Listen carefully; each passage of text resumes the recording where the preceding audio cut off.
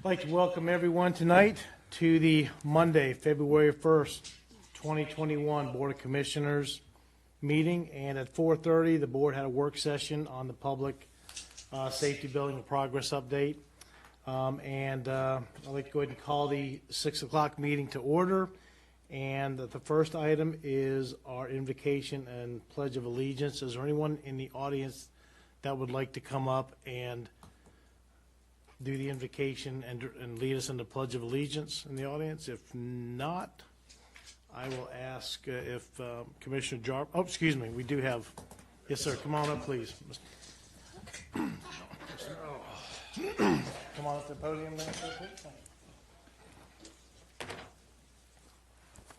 If you bow your heads, please.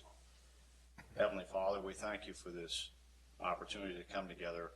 And Lord, we pray that you bless each and every one of us as you have every day of our lives. Lord, please look upon us. Please help us conduct ourselves with truth, honesty, and dignity. Be fair to others and treat others how we would want to be treated. We pray, Lord, that everything we do tonight we do for your honor and your glory. In your name we pray.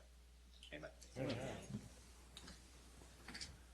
Pledge allegiance to the flag of the United States of America and to the republic for which it stands, one nation, under God, indivisible, with liberty and justice for all. Thank you, Mr. Miller. The next item is approval of agenda. Do we have any changes to the agenda, or can I get a motion for approve? Have a motion and a second. Any further discussion? All in favor? Aye. All opposed? Thank you. Motion passes. The next item is public comment. Let me just state again, we have no one signed up for public comment. If you haven't signed up for public comment and you would like to come up and speak, please feel free to do so. Again, this is a time for our citizens out there, anyone, whoever you are, would like to come up and just talk about anything about the county, give us some feedback, input, things we're doing good, things we're doing bad. We will sit here and listen intently. We do, again, welcome everybody if they would like to come up. If not, then I'm going to go ahead and close the public comment. And next item is our commissioner report. And I'm going to start to my left with Commissioner Jarvis. Thank you. I just want to commend our staff who've worked tirelessly in assisting with our vaccination clinics in the county. They have endured cold, nasty weather and often cold, nasty people, but they have endured and they have been there to assist giving thousands of vaccines, over 1,000 today, and helping our seniors, our frontline workers, and our teachers receive the vaccine. And I just want to say that while we're all in it together, there is a protocol, and we discussed that earlier today too, about who gets the vaccinations, where they get them, and when they get them. And I just ask that you follow the guidelines that are in place. Thank you. Thank you, Commissioner Jarvis. Commissioner Etheridge. Thank you, sir.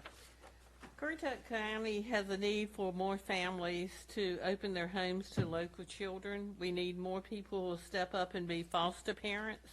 You don't have to be married. You don't have to be wealthy to be a foster parent. You don't even have to have children of your own. You just have to have an interest in caring and taking care of these children. And if you're interested, we ask that you contact the Social Service Department at 232-3083. And they do have programs where they'll teach you what you need to know.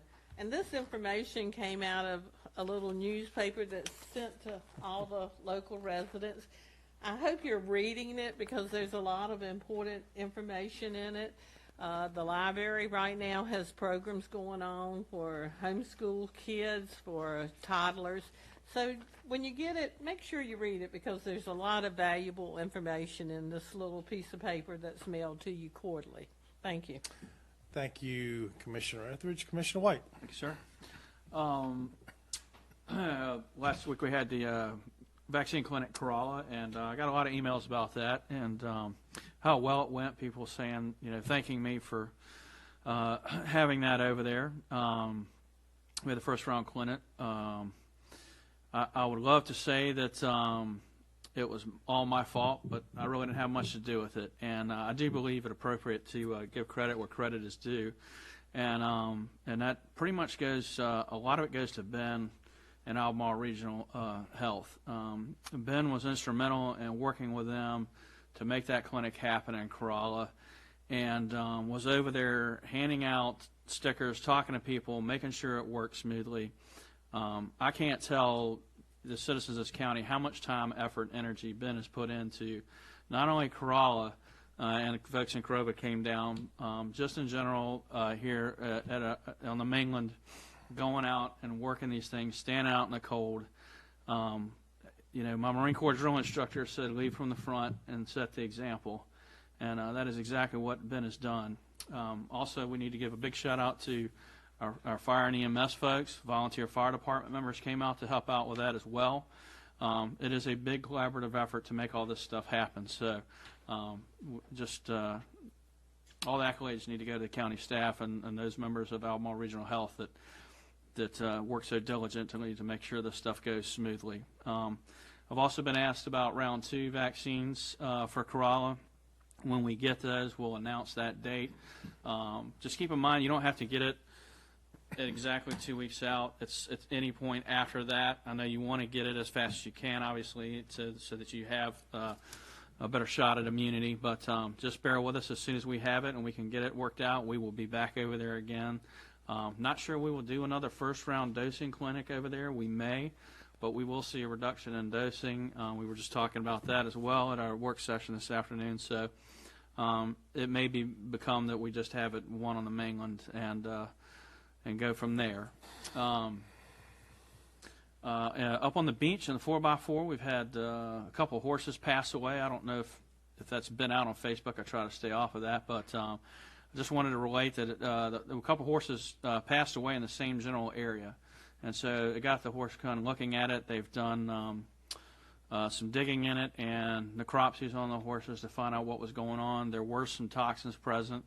Don't think it's anything anybody did particularly. They're doing water samples in the area and looking at what's going on in that environment that may have affected those horses. So I have a board meeting with the Corolla Wild Horse Fund coming up in a couple weeks, and I suspect I'll have more information at that time. But just want to let people know the Wild Horse Fund is out there working on it, trying to figure out what's going on and why these relatively young horses passed away kind of unexpectedly. Also received an email today about the roads in Corova, and most people that maybe are watching this meeting are well aware that we have a service district in Corova to deal with the roads up there. But I thought I'd just kind of reiterate that for a minute, how that works, because we've got new people moving into the area and don't really understand, how the roads work.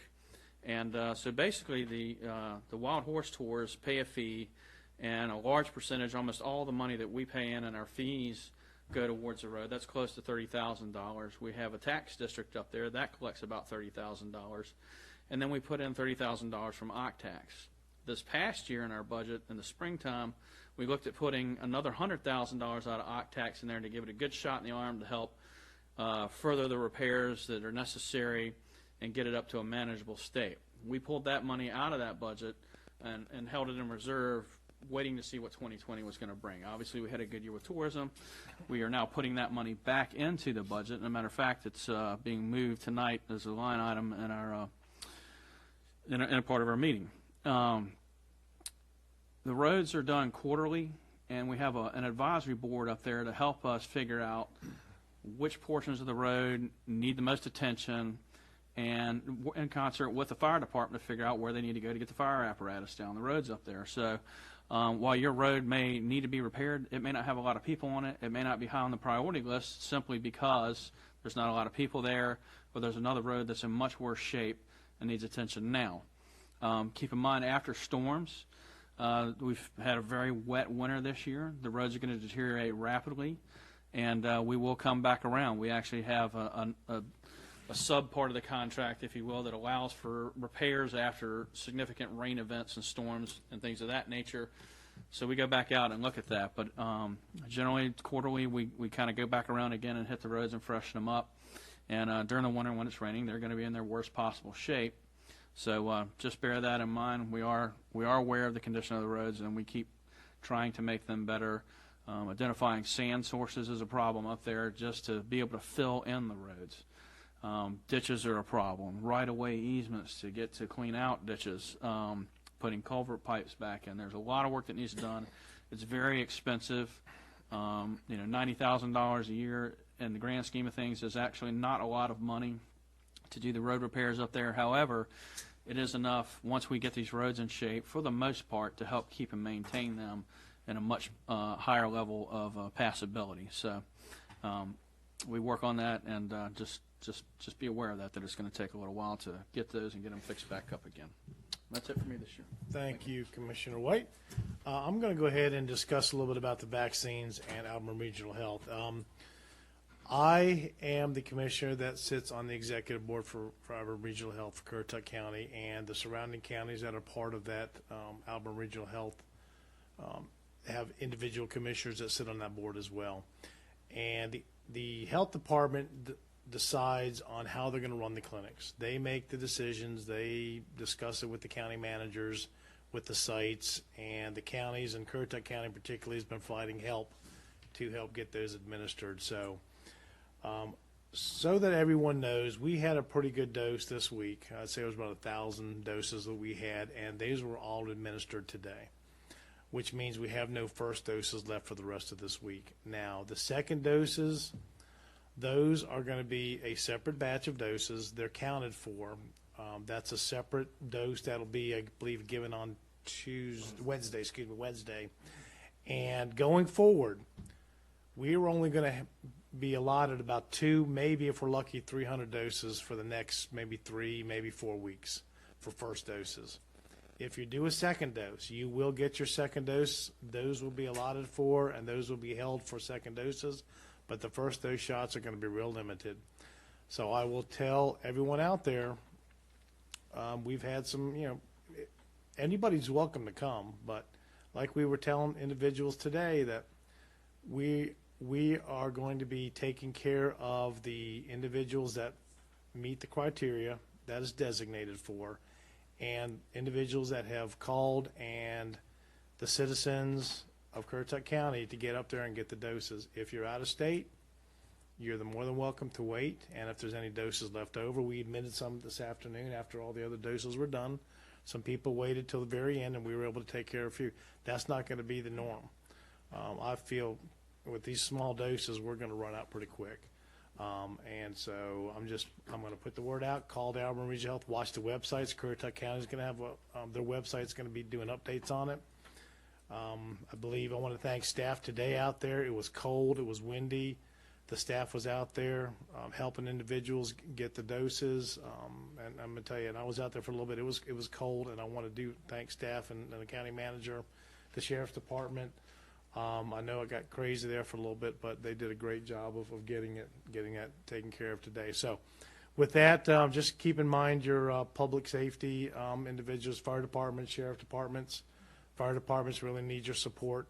It's been a rough year with accidents and fires this year, so keep them in mind. Call them, see if you can help them any way you can. And that's all for me tonight, and I'm going to pass it on to Commissioner Beaumont. Thank you, Mr. Chairman. This past week was a virtual meeting of the Albemarle Regional Transportation Board, and I think, Ben, correct me if I'm wrong, but basically to summarize the meeting, DOT's out of money. Was that good? Okay. So, those that are living with roads that have challenges, we're going to continue to live with those challenges. The latest update is the bridge is still scheduled. Nothing's changed on it. They plan on pulling first permits or beginning construction October 21. So nothing's changed yet from that, and we keep marching along. Other than that, that's all I have, Mr. Chairman. Thank you, Commissioner Beaumont. Commissioner Etheridge. Thank you, Mr. Chairman. I'll reiterate what everybody has said about the staff, but I'm going to tell a little story. That flag, myself and one other commissioner and the county manager at the time designed that flag, and we put 100 stars around that flag, and 99 of them are silver. And we put the top one gold to represent Currituck County. And I think our staff And everybody that's worked in the clinic shows why that's a gold star, that Currituck is the best county in North Carolina. We're also North Carolina's first county, and we make claim to that. But I'm very proud of what everybody has done to come together and make this a success. And I appreciate everything they've done. Thank you, Mr. Chairman. Thank you, Commissioner Etheridge and Commissioner McCord. All right. I want to just briefly touch on what Chairman Payment said and Chairman Jarvis and Chairman Etheridge. We've had 9 or 10 clinics. I think I've been to 8 of them and worked. Today was a challenging one. The county staff, and it's just not the sheriff's office, the emergency management, the EMS, the fire, Parks and Rec were riding through with debris the other day from cleaning up, and we had them deliver something to somebody. It's everybody. I mean, they're out there, they're working. It was cold today. It is what it is. I mean, we were out there, limited breaks, and stuff like that. But it's, we're trying to do the best for our citizens and, North Carolina residents. And there was probably a couple hundred Virginia residents that got shots as well today. We gave 1051, I believe, was the number. Like I said, Wednesday is a second round dose for the Moderna shot at the YMCA. Like I said, follow the county website, follow the county social media page. If you want to say something ugly, don't say nothing. You know what I'm saying? Social media can be the devil, and people, the keyboard warriors, like you said, it's crazy. I mean, the staff's out there doing. Chairman Payment was out there today. The county manager has put numerous hours of leading by example. Like I said, it's not just the people out there working it, the phone calls that are going to the sheriff's office, the ladies in there that are answering. Dispatch gets a ton of phone calls. We had somebody there last night at midnight for the shots today that started at midnight. Kudos to that lady for 9 hours in the parking lot. So, like I said, at midnight, they were there. And it's we're doing the best we can. Currituck, North Carolina, I believe, is in the top 5 of 50 states on putting out, and my numbers might be wrong, but I believe I know we're in the top 10, but I'm pretty sure we're in the top 5. In Currituck County, for our size, by the end of the week, we've probably done roughly 7,500 first rounds, ballpark, give or take, and a couple thousand second rounds. We're pumping out shots. If they get them here, people are getting them. And we got a program. The last 2 weeks, it was like we were a Chick-fil-A. We ran it like a Chick-fil-A. They flowed through at Corolla. I did want to mention one person. I don't think he went to bed the night before. Sergeant Joey Davidson in Corolla. He had the program lined up. He probably mapped it. He did a great job. And the Corolla clinic ran as smooth as it could have ran. Like I said, I just wanted to throw his name in there. And, it comes from we're having to take the trailers, the emergency management trailers, to break them down, set them up, plug the language in them. I mean, it goes. And like he said, if the shots start at 9 or 10 or whatever time it is, people are there at 7. This morning we had a debriefing with the sheriff's department. We had 10 or 11 of us out there, and the debriefing was pretty much over the radio because everybody was actually early, but so were the people for shots. So it was a challenge. All right, enough on that. Like I said, we're doing what we can do. We're pumping out some shots. The county staff, a 10 plus, They've done a phenomenal job. And like I said, I'm very proud to be part of Currituck County as well as be an employee on that end for the how great they've done. Nobody's perfect, but we ain't far from it. The reason why I went last on part of my commissioner's comment, and I want to recognize somebody, and I want to briefly just touch on this before I bring that individual up. Let me make sure my dates are right, and I'm probably going to get my dates wrong. I want to say 3 weekends ago, we had the Wounded Warriors in action, and that was their 9th time where they've come to Currituck County, and they do their program, which is led by Brooke Sparks, who is a Currituck County resident. She's here tonight, and we're going to present her with a plaque. This program has grown. The citizens, not just in Currituck, I'm going to give Dare some kudos. It's just a rarity for a Currituck boy, but, we're going to do that. But, we have restaurants that donate. We have duck hunting guides that donate their time, their boats. It's crazy how much. And Brooke's been doing this for 9 years. The exit from the county when they leave from Kilmarlock and they used to go to the Welcome Center. This year, COVID made it extremely difficult. The Honor Guard, there was those guys came, the Patriot Guard just did, and there's hundreds of Jeeps, there's hundreds of vehicles. It's just a phenomenal event that we put on. It's first class that she runs it, and like you said, I can't thank every sponsor. I wouldn't even attempt to try. And it's been going for 9 years, and the citizens, when you leave the county, how many, Brooke, did we have 6 this year wounded? We had 7. 2 of them were National Guard, and when the governor said that they had to aid in They had to leave. administration, they left, but I believe they came back. They came back. All right. So like I said, typically a typical year in Twyford's Funeral Home, David is a veteran. He typically drives them out, and they take them to the airports, wherever they go. This year, like because of COVID's messed up everything. In 2020, we're not going to, harp on that too much. But like I said, so we had to improvise. We got thrown a curveball, whatever you want to call it, and Brooke did a phenomenal job. You had businesses that struggled because if you're in the restaurant business, you weren't open this year, maybe as long as you were. Or it was partial business, and they still donated. I think it was a little more challenging for her this year. But like I said, this is the 9th year. Last year, I called 2 of the news stations, Channel 3 and 10, to try to get them to recognize her like the people taking action. Or it's not 10 on your side, but I emailed, I sent stuff. I didn't get any response. So if they watch this or whatever, no kudos to them. I'm going to go ahead and take a cheap shot at them. They want to post other stuff on the news. But, this is something good. And Brooke said, well, it was the last, when we were here. One more thing, too. When they come out of here, the flag across the highway from Crawford Fire Station, and I'm not the south end, Station 5, Grandy, those guys rock. They volunteer. And Moyock Fire Department, and there's everybody, the Sheriff's Department. There's so many people involved. But to ride under that flag, every year I take a picture. Now, I stop my vehicle. This year I was the last vehicle. I'm in a county vehicle, so I'm going to, tell myself. But I stop, the blue lights are on, and they're going to stop behind you when the blue lights are on. So I take a picture of that every year. It is awesome. It is amazing. But Brooke told me, because we had one little incident, and I'm not going to discuss we had one hiccup, but thank God nobody knew about it. It wasn't nobody's fault of ours, but it was perfect, and nobody knew of the hiccup. So I asked Brooke, and when she called the guy in charge of it, state his name for me. His name is Tim Spence. Tim Spence. When she stayed, and Brooke, I'll tell you what, if she would come up to the podium, because I want to say one more thing. She said, I want to make sure I get it right. With all the stuff that's going wrong, 2020 was I'll just say, it was a crap year. It was a terrible year. He told Brooke, which it was in we were in 2020. Yeah.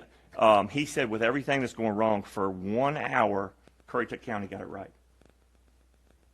As far as everybody leaving, the citizens, they're out there in the rain, waving the flags, the snow, the wind, the cold. We have good people that live here, a lot. And it's amazing. And that's why, I wanted to do this, and that's why I had her. And I'm going to put my mask on because I don't want somebody to attack me on social media saying, hey, he brought her up here and he didn't have a mask on. Which, but like I said, that's just to hit the COVID thing. But like I said, the hours that this woman puts in for this is ridiculous. She doesn't get any money out of it. She's not doing it for that. Currituck girl, her mom lives right by my house. Good people. Got tons of family, county employees or county staff or county residents. She does just ridiculous. Selena, you taught her. Maybe Selena, she rubbed off on her. She worked for me when she was in her early 20s. I don't know. She might have got some of the bad from that then. I don't know. But like I said, I really wanted, this is huge. And this is one of, I've been fortunate, I want to say 5 or 6 of the 9 events, it landed on my shift. So that means I got to escort it out. And it's awesome. But like I said, I want to bring Brooke up and present her with this plaque. And I'm going to put my mask on. And like I said, what I want basically... Let's stand up. Basically what it says, Currituck County Board of Commissioners recognizes Brooke Sparks, this is Brooke Sparks, formerly Brooke Lane, she's still Brooke Lane in my cell phone, for dedication and service to the membership of the Wounded Warriors in Action program for the past 9 years. Presented on this day, the first day of February 2021.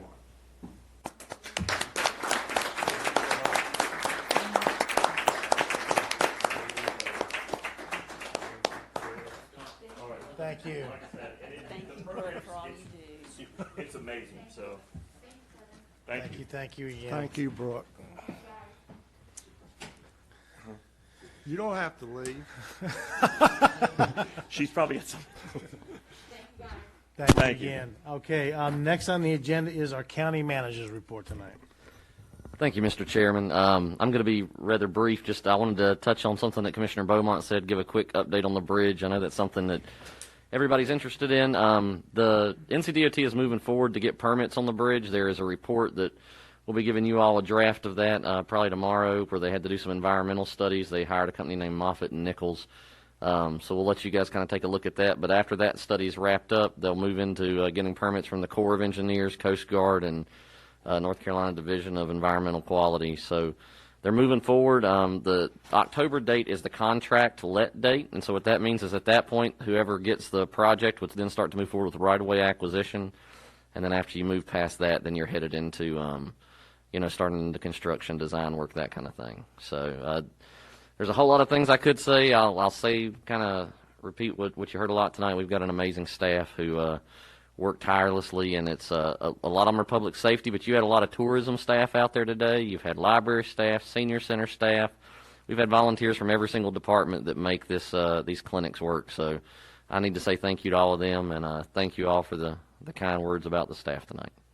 And one thing, I believe, the work session for the county commissioners is this week, starting Thursday right here. Yes, sir. So the retreat for the board will be Thursday, Friday, and Saturday. It'll run roughly 9 to 3 on Friday or Thursday and Saturday, and 9 to 5 on Friday. It's going to cover a whole lot of stuff.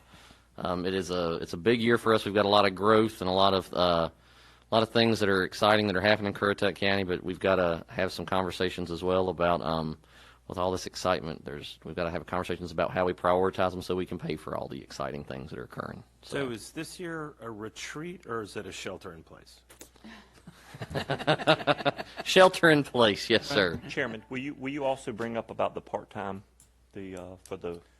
I'll go ahead and let the county manager address the part-time positions we're looking for. Certainly. Thank you, Mr. Chairman. So the board voted last week to do a budget amendment, so we have put out some information on our website. We were looking for folks to help out with the vaccine clinics. These would be part-time employees, temporary part-time employees, up to 19 hours a week.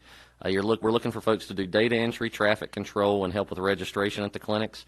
Two of those three things require outdoor work. So on the forms that you fill out, you can actually check what form of work you're interested in. The data entry alone for these clinics is excessive. Each one of the forms, each shot has to be entered into a database that takes about 10 minutes per shot. So, I mean, that we did 1,000 shots today. Each one of those interactions has to be entered. So we're doing the best we can to help ARHS, but, the money for that help and all this money that we spend on the clinics is FEMA reimbursable, so we're hopeful that we'll get a lot of that money back into Currituck County. But if we don't, as you all remember, you all used our CARES Act money in a way that would set some other monies aside so that we could do things if we needed to, and I think the clinic is that calling for us. So we're happy to help and do everything we can to help citizens get those shots. Thank you, sir. Thank you, Mr. Chairman. Or, excuse me, Mr. Manager. I did that last time too, county manager. He promoted you. Jeez, I'm keep promoting you. Every meeting you keep getting promoted, Can we get I'm him sorry. Can we maybe get him a Oh, plaque that Jesus, says man. manager? I do that. Oh, my goodness. Anyways, the next agenda is the public hearings. And the first item is PB 20-23. Miller Homes and Building LLC request a conventional zoning map amendment of 1.05 acres from conditional general business to general business for property located at 155 Survey Road in Moyock Township. And I believe the presenter on that, Ms. Oliver. Yes, thank you, Mr. Chairman. Good evening. The request before you tonight was submitted by Sam Miller of Miller Homes and Builders. It's a conventional zoning amendment, and basically what this is, it's 1.05 acres. It's located at 155 Survey Road in Moyock, and it's going from conditional zoning, conditional GB, to straight general business or conventional general business. It would basically remove the plan and condition conditions that were put in place by the board in 2018. And it would allow the owner to develop the property under the uses that are allowed in the GB district. To give you some context as where this property is located, Survey Road, it is, if I can get this to work. We did a context map so you can see what's going on around the property. I got you, Donna. Thank you, thank you. Property is really at the curve where Survey Road makes a sharp 90-degree turn. Somewhat appears to be an intersection. It is the site of the LJ Beaners, which is a bakery and a specialty sandwich shop. It also contains an existing modular home. It's used as a single-family dwelling. Survey Road is a secondary road in the state system, and it also provides access to Lakeview at Currituck, Eagle Creek Golf Course and Eagle Creek Development, Moyock Middle School, and a few other single-family dwellings that are located along Survey Road. The surrounding properties include farmland and residential to the north, that is zoned agricultural. Eagle Creek, the residential development and the golf course, is located to the south and is zoned agricultural. Cultivated farmland, which is zoned GB, is located to the east, and the Lakeview at Currituck Plan Unit Development is located just to the west of this property and is zoned SFM. It has a PUD overlay, which includes a master plan and a use permit that's associated with that development. The use permit also includes some conditions and design standards intended for some neighborhoods serving commercial uses, which are just to the west of this property and slightly north across Survey Road.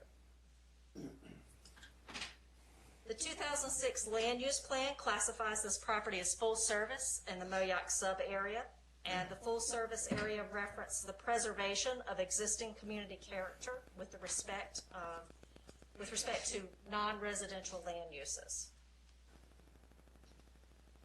The 2014 Moyock Small Area Plan also classifies this property as full services, and it encourages a high degree of architectural elements and a creative design when developing the property and maintaining human scale when doing that. Human scale is how the buildings relate to people.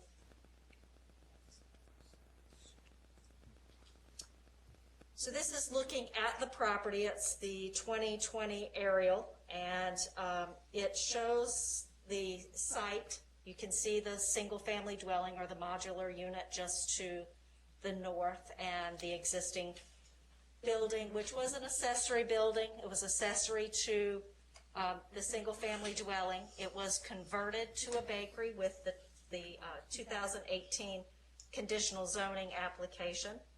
With that application, it really focused on the intended plans for that accessory building, converting it to a bakery, and what other uses that bakery could become if it was not successful or they wanted to change that at a later date.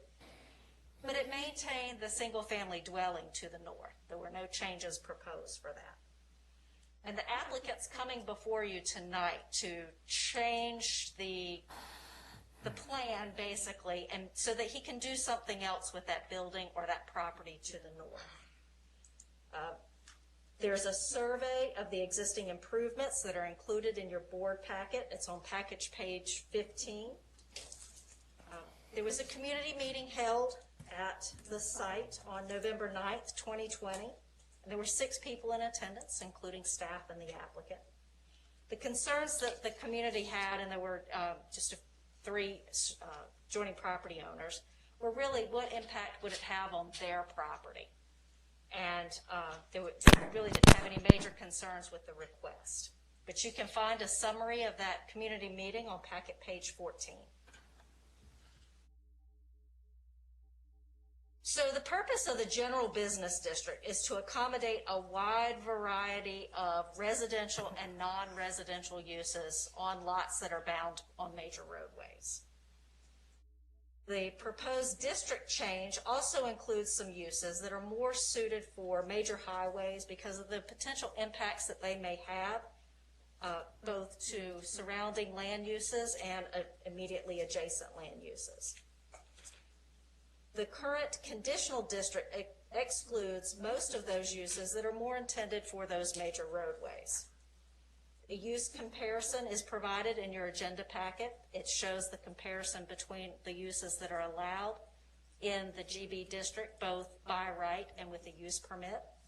And it also includes the uses that were part of the conditional zoning application, as well as those excluded uses. That can be found on packet page 9, and you can look at those to see the different uses that are allowed for both. So as I mentioned, it allows a wide variety of uses, the GB district does, and some of those uses can have impacts on immediate and adjacent properties. And with a straight rezoning, you can't always address those uses individually because you can't place conditions to help address some impacts. It doesn't mean that some of those uses shouldn't be allowed in GB districts. What it means is that when a particular, you might have a GB use next to a house, and it may make sense to address some compatibility issues through conditional zoning. But with what we call conventional zoning or straight rezoning application, you can't establish any conditions. So it is a change to a district that would allow a wide variety of land uses. Since the effective date of the ordinance, the Unified Development Ordinance in 2013, conventional zoning approvals, those alone, the only ones that we have allowed are those that have been down zonings to a less intense zoning district, or a piece of property that might have a dual zoning and you're extending it to encompass the entire property boundaries. We have left the conditional zoning for applications, for new rezoning applications. That way you can try to align the requests to be more consistent with your adopted plans.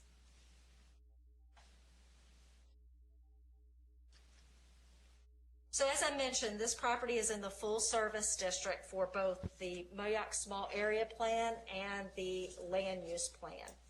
And when you evaluate the general business zoning district in and of itself, it's pretty much consistent with a full service designation.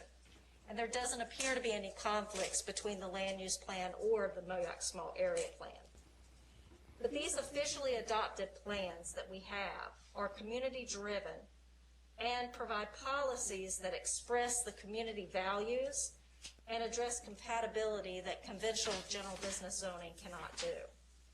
A conventional district does not provide any assurances for compatibility and does not allow for any tailored application to propose conditions or provide for plans to be included in with that.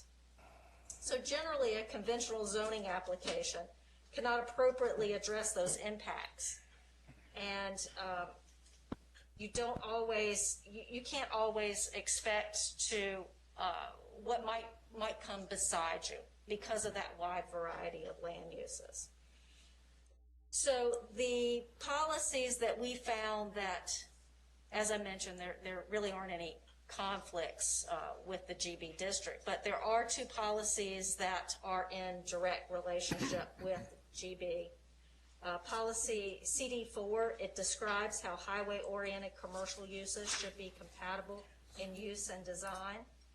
It also includes policy CD5 and describes incompatible commercial encroachment to existing residential areas. This is where a conditional zoning application, you could tailor that request to exclude these uses that are adjacent to residential uses, and these might include some large-scale commercial uses like automobile uses, service stations, car lots, car washes, drive-through restaurants, and all of those are allowed in a straight general business district that might be more suited for property that's located on the highway. There are also other relevant policies that may better address through conditional zoning application, and those include policy CD1, and that's for neighborhoods serving commercial districts that reinforce use compatibility but allow for commercial development along secondary roads. Moyoc Small Area Plan policy CC2 encourages non-residential development to incorporate building and site design to enhance community appearance, promote human scale, and create a sense of place.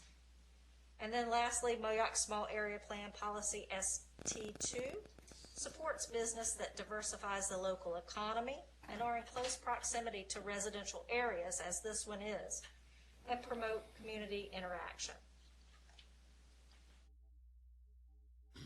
So the staff, in evaluating this, we feel that a conditional zoning application is better suited for this request, and you're able to tailor the application in a way that would provide flexibility for the applicant to be able to change out land uses and make improvements to the property, and also maintain the community values and consistency with the officially adopted plans and ordinances.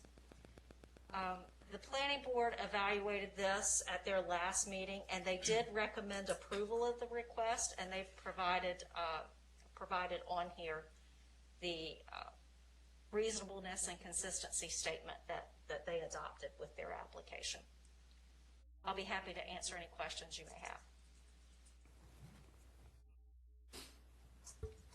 So if I understand you correctly, under the conditional zoning, if they wanted to change the use, they could come back to us and have it changed, and we would have control over it. Yeah, and that's part of the reason why the applicant's coming back to you today, is they want to make a change to the property. And oftentimes with conditional zoning, it does hem you in, so to speak, if you are not broad in your plan and in your uses.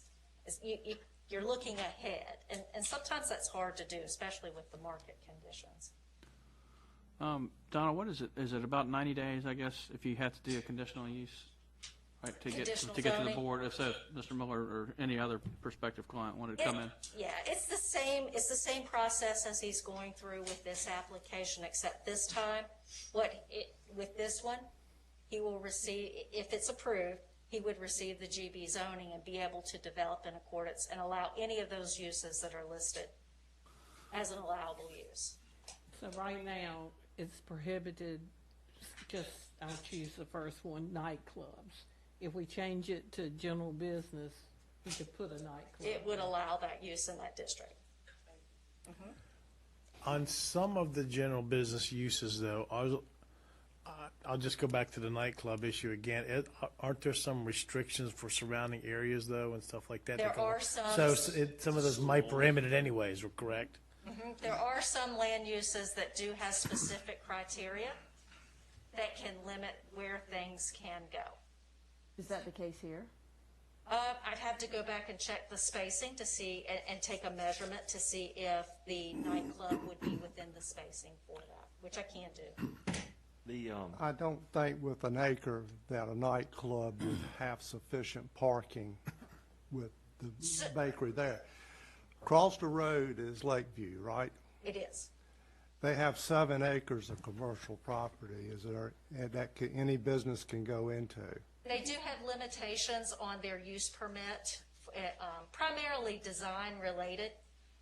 So what is the difference in allowing anything across the road and anything around it on 2 sides from what he's asking for? So, I mean, you do have just over an acre on this piece. So your large-scale land uses would be very limited in this application because of the size of the property.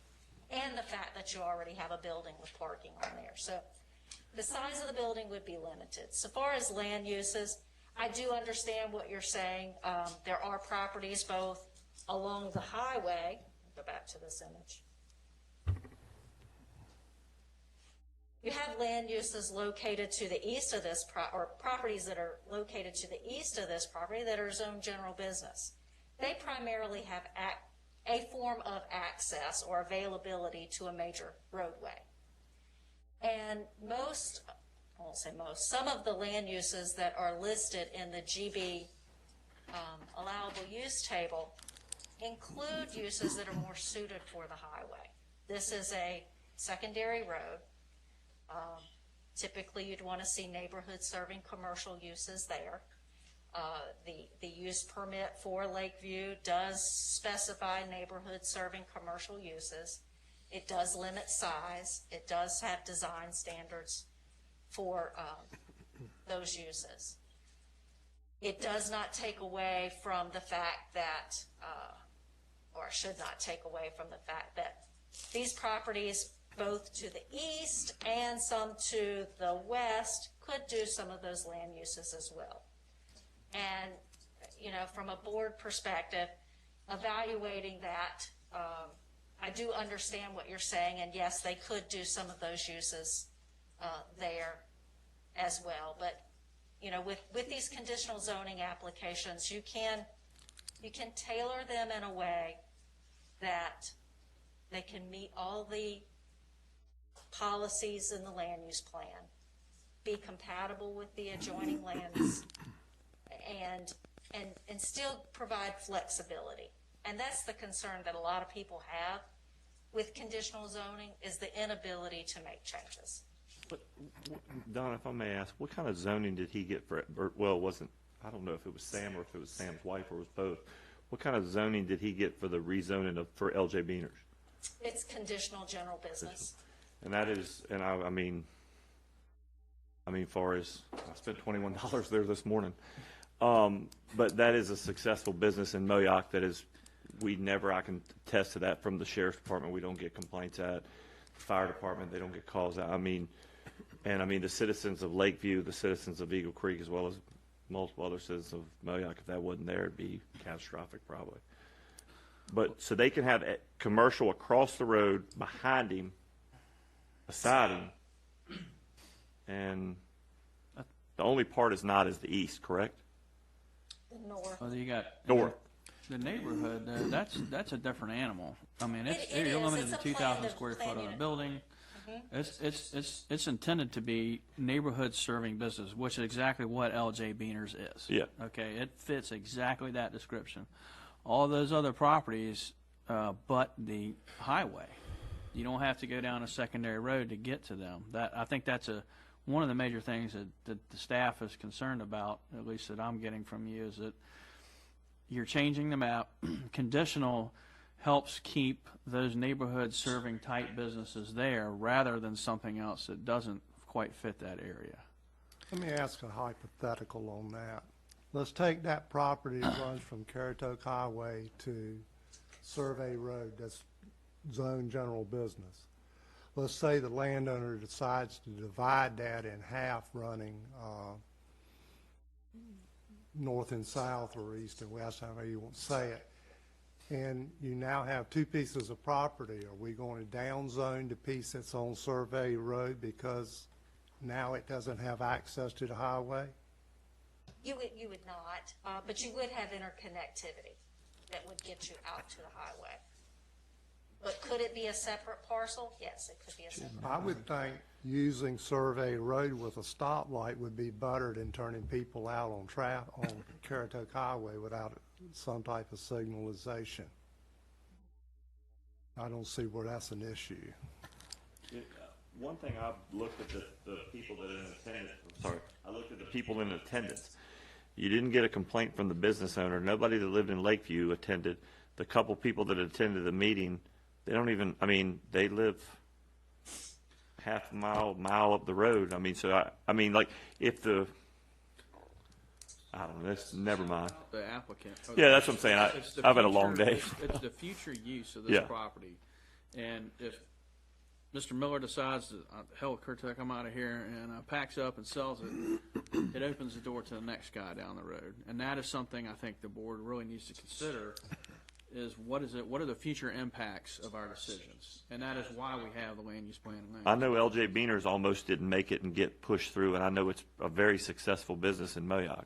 That's great. That's what we want to hear, right? But it's about what the future holds for this piece of property. I don't disagree with you, but I think you have to look at an acre, what can be Well, done on I an agree. acre. Yeah, you're not going to have a hotel there. You're not going to have a bar there. And you know. Donna, when this I came understand. before us in 2018, if I'm not mistaken, these were some of the concerns and questions we talked about with the applicant at the time, and some of the prohibited uses I think we discussed we didn't want to see there. That's why those were added. And at that time, it was addressed that these were probably some of the thoughts that this might be used at the time. Why, and I can't go back and remember, why was at that time, do you recall why we just didn't look at general business at that time? They just brought conditional, that's all they right. wanted at the time, okay. Yeah. The initial application was for a conventional Conditional, MXR zoning, and we recommended that he do, you had issues with that, potentially spot zoning. So we recommended that he come forward with a conditional GB zoning. Okay. And then that's why I remember we added some of those, we didn't want to see this, and this there. Those were some of the concerns, I think, with some of the residents at the time around there, and we addressed those. But it also has potential future uses on page 9 of our, Correct. and it says offices, retail stores, so he could put that on there. Well, here's the thing, there was a lot of detail put in the plan that was submitted, and the plan, the focus was on the bakery and getting that approved. And the fact that there was an existing building on the property that was a single-family dwelling really wasn't the focus. And it probably could have been tailored in a way at that time which would allow change out of use there. But it just was not included in the 2018 request, and it was single-family dwelling, bakery, and this other list of land uses. Donna, we can't modify that tonight, right? It would be we'd have to come back for a separate, because it would be too much of a change. Right. Because conditional zoning has to be agreed upon by the Right. applicant and the county, so they'd have to consent to the application and the conditions. But I really feel like we could tailor it in a way that it would not be so detailed that it would prevent being able to change out land uses in the future and add on to buildings in the future. Because if we approve the GB now, it takes all those previous discussions on the concerns of uses now and just, they're gone, and they could do those now, because those, I think in 2018. What's it? Is this the entire tract? Yes. It's one acre. Yeah, so- 1 acre, but anything that would be allowed in that 1 acre site now under GB then would be. I mean, including the accessory building. Including, what was that? LJ Beaners, I don't think he's planning on closing that. No, But that I would be mean, the included. rezoning is for the whole. whole tract, yes. 1 acre. And I think you have to, I understand what everybody's saying, but, you know, the community itself is going to address any possible future uses, because if it's something that they're against, they're not going to support it, and it's not going to be there. Exactly. We're taking away the decision of people to use property. Well, I'm just going back then at the time, then why don't we just do the GB at that time? Or why didn't the applicant at that time just ask for a GB and just be done with it instead of in conditional zoning? Because it made sense. What's that? Yeah. Well, yeah, no, I mean, and those are questions when the applicant comes up, we'll ask, but I'm just trying to go back in recollection, we did what happened in 2018, and I do remember us talking about some prohibited uses we'd like to see added underneath that, and these were some of them in our discussions at that time. So, does the board have any more questions for Ms. Oliver? If not, I'm going to ask if the applicant could please come up then and Thank you. thank you, and state his name and address for the record.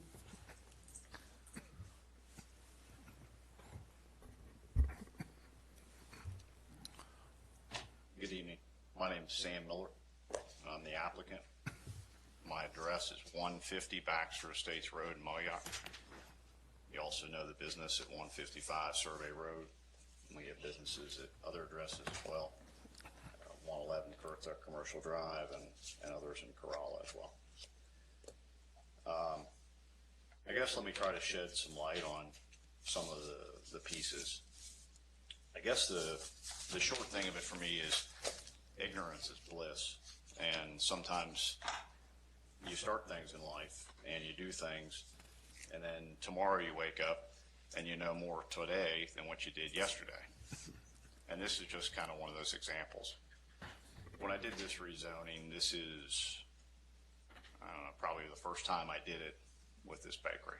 So we had started it, and we originally wanted to be as flexible as possible with the property. So we had asked for MXR. Said, you know, you can do GB. If that doesn't work out, I'm also a building contractor, so I can build any structure, any size, anywhere in the state. North Carolina, South Carolina, Tennessee, and Kentucky, I think, are all where we're licensed at. And in doing so, said I wanted flexibility, because something like 85% of all bakeries that start fail within the first 18 months. So I didn't want to, I'm doing this for my wife, and I'll say this is the same thing I said in 2018. I'm only here because I love her more than anybody else in this world, and that's why I'm doing this. And she loves this bakery, she loves the community, and she loves what she's able to give to the community through doing it, whether it's through discounts that we give to all our fire and EMS to say thanks to our veterans as well for everything they do for us to give us our freedoms and protections and those pieces, to when somebody's house burns down and she says, hey, what do you think on next Saturday? Let's do a benefit and let's raise as much money as we can and we'll give it all away. To Santa Claus coming at Christmas and even working through that with COVID, and everybody's sitting there and making hundreds and hundreds of cookies in special bags this year that she just gives away along with the gallons of hot chocolate. And this isn't about what she does or what she tries to do, but this is kind of her mission and her relief in doing it. So when I started it, I said, you know, I want to do this to give her the best chance, but also knowing if things don't go well, what else can we do with the property? Staff at that point strongly recommended to me that we do conditional GB. MXR would be spot zoning. I learned about spot zoning, got some education with that, and we said, okay, fine, let's do conditional. Because it said, you make the conditions. I said, well, I don't really want any conditions because I don't think we should have them because we touch 49 acres. And it's all GB, and you can do whatever you want. I mean, we got 1.05 acres. What could we possibly do on 1 acre that you couldn't do on 49 acres? I mean, if it was the other way around, I kind of see the perspective. But based on this, it's kind of, what are we doing? But nonetheless, I proceeded with conditional GB. According to the general statutes, you're required to submit a site plan. We just submitted a survey because we didn't know what it was going to look like. And I remember the meetings very well. We had the community meeting, and 2 people showed up, Frank and Doris Flora. You know, and God rest his soul, he passed this year. But they came, and they came to my office at 111 Currituck Commercial Drive, Suite B. We sat down, we talked. I think Tammy was there, and we had coffee, and she liked my coffee cup, and she left with my coffee cup and went home. And that was the meeting. We came to the planning board, and the planning board said, well, if you're doing this, they helped me through the process, and we got through that, and we came to y'all here at the commissioner level. That night, there were 2 people in attendance for that meeting, myself and my, well, he's, 9 now, 9-year-old son, so he would have been about 7 at the time. And you guys asked me and said, what's the community think? I said, well, Doris and Frank showed up. Nobody showed up to the planning board, and the only person here tonight is my son. And I looked back at him and I said, Max, what do you think about Mama's Bakery? I said, you're the community. And he said, I don't know. I said, is it a good thing or a bad thing? And he went like this. That's the extent of the community feedback we got when we did the first rezoning. The second time we did it, we had Doris show up with her son, and I learned that Frank had passed. And then we also had Jesse Anderson show up. And she just wanted to know what we were doing, and Doris, for the most part, wanted to know when I was going to clean the ditch out in the back, because I had asked her to do it, and I was waiting for Frank to pick the beans so we could run the excavator in and clean the ditch so that the property stayed dry. And that's pretty much it. She also had asked one question. She said, you know, what does this mean to my property?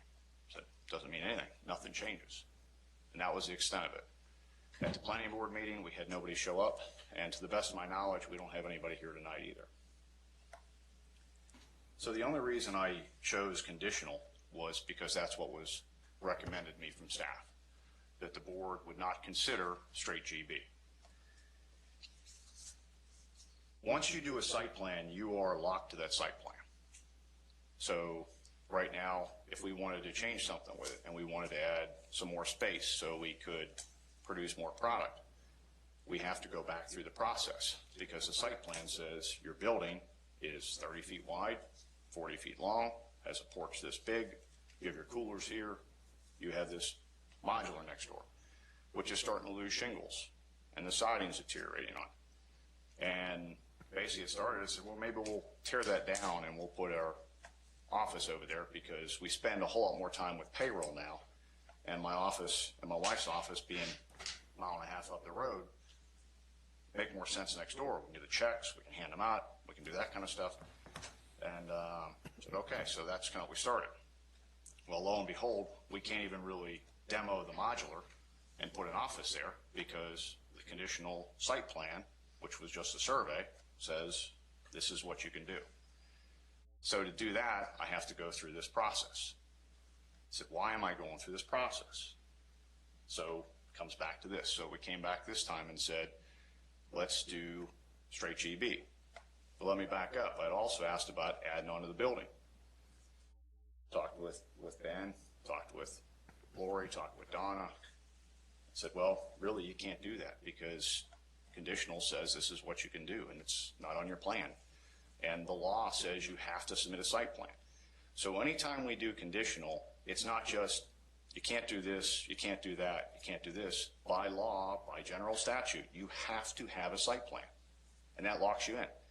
So when I talked to Larry about businesses and maybe somebody else wants a suite next door, because we got room for a second one over there maybe, I got to go through this for 3 or 4 months. If the timing's right, it's 3 months. If it's not, it's probably 4. If something happens, something gets canceled, it's 5.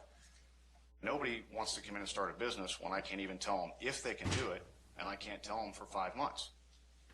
So again, that's why we're here tonight doing straight GB.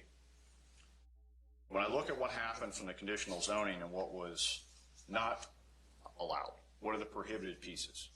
Nightclub, bar, automotive sales, shopping center, pawn shop, arena, stadium, helicopter landing, halfway house. Each and every one of those that I read requires a special use permit in addition to the zoning. So even though they're allowed in GB, you got to come back and get that anyway. So you get another vote on all of those ones that I just read already. The ones that didn't require that, and also the bar piece, I think you got to have a liquor license, but I'm not into alcohol sales, and I think that's something else that Currituck County Liquor Control Board handles too. So we get another check and balance. Wind energy. I guess I could put a wind farm there, but last time I checked the wind turbines, they're pretty wide, and I'm guessing I wouldn't meet setbacks on that one. Major utility. I'm not sure what we're going to put on 1 acre that would be a major utility. And boat sales. I already got a boat. I don't really want any more. And I really don't like retail. So I guess granted you could do that, but the property is only like 100 and some feet deep. So I'm not exactly sure how much you're going to put in there for boats and do boat sales there. You combine that with the fact that we back up to 49 acres that are already GB, that you can do any of those things you want. Again, there are certain uses you have to have a use permit for some of those things, like I had mentioned. And then you go across the street to Lakeview, where, yeah, we do have some criteria on architectural standards, but no criteria on any of the other items. And we talked about, or Donna talked about GB, where you can't control those architectural standards. We do. We have a big, thick book. It's online. And you can go through it. It's like chapters 3, 4, and 5. It's called our Unified Development Ordinance. And it calls out what your planning's got to be for your trees, what kind of siding you can use on your building, if you got to do it on 3 sides or 4, depending on whether it's visible from the street or not, what your setbacks have to be, how many parking spaces you have to have, how big your signs can be, where you can put them, what your landscaping plan needs to look like. So we have a whole manual that talks about all those things based upon all those uses. And we're okay with that everywhere else, but we're not okay with it maybe on this 1 acre. Those are the things that I'm struggling with and trying to understand with it, especially when across the street you can do it, behind it you can do it, but here there was a concern. So that's the only reason that we asked for conditional zoning, and it's purely in education.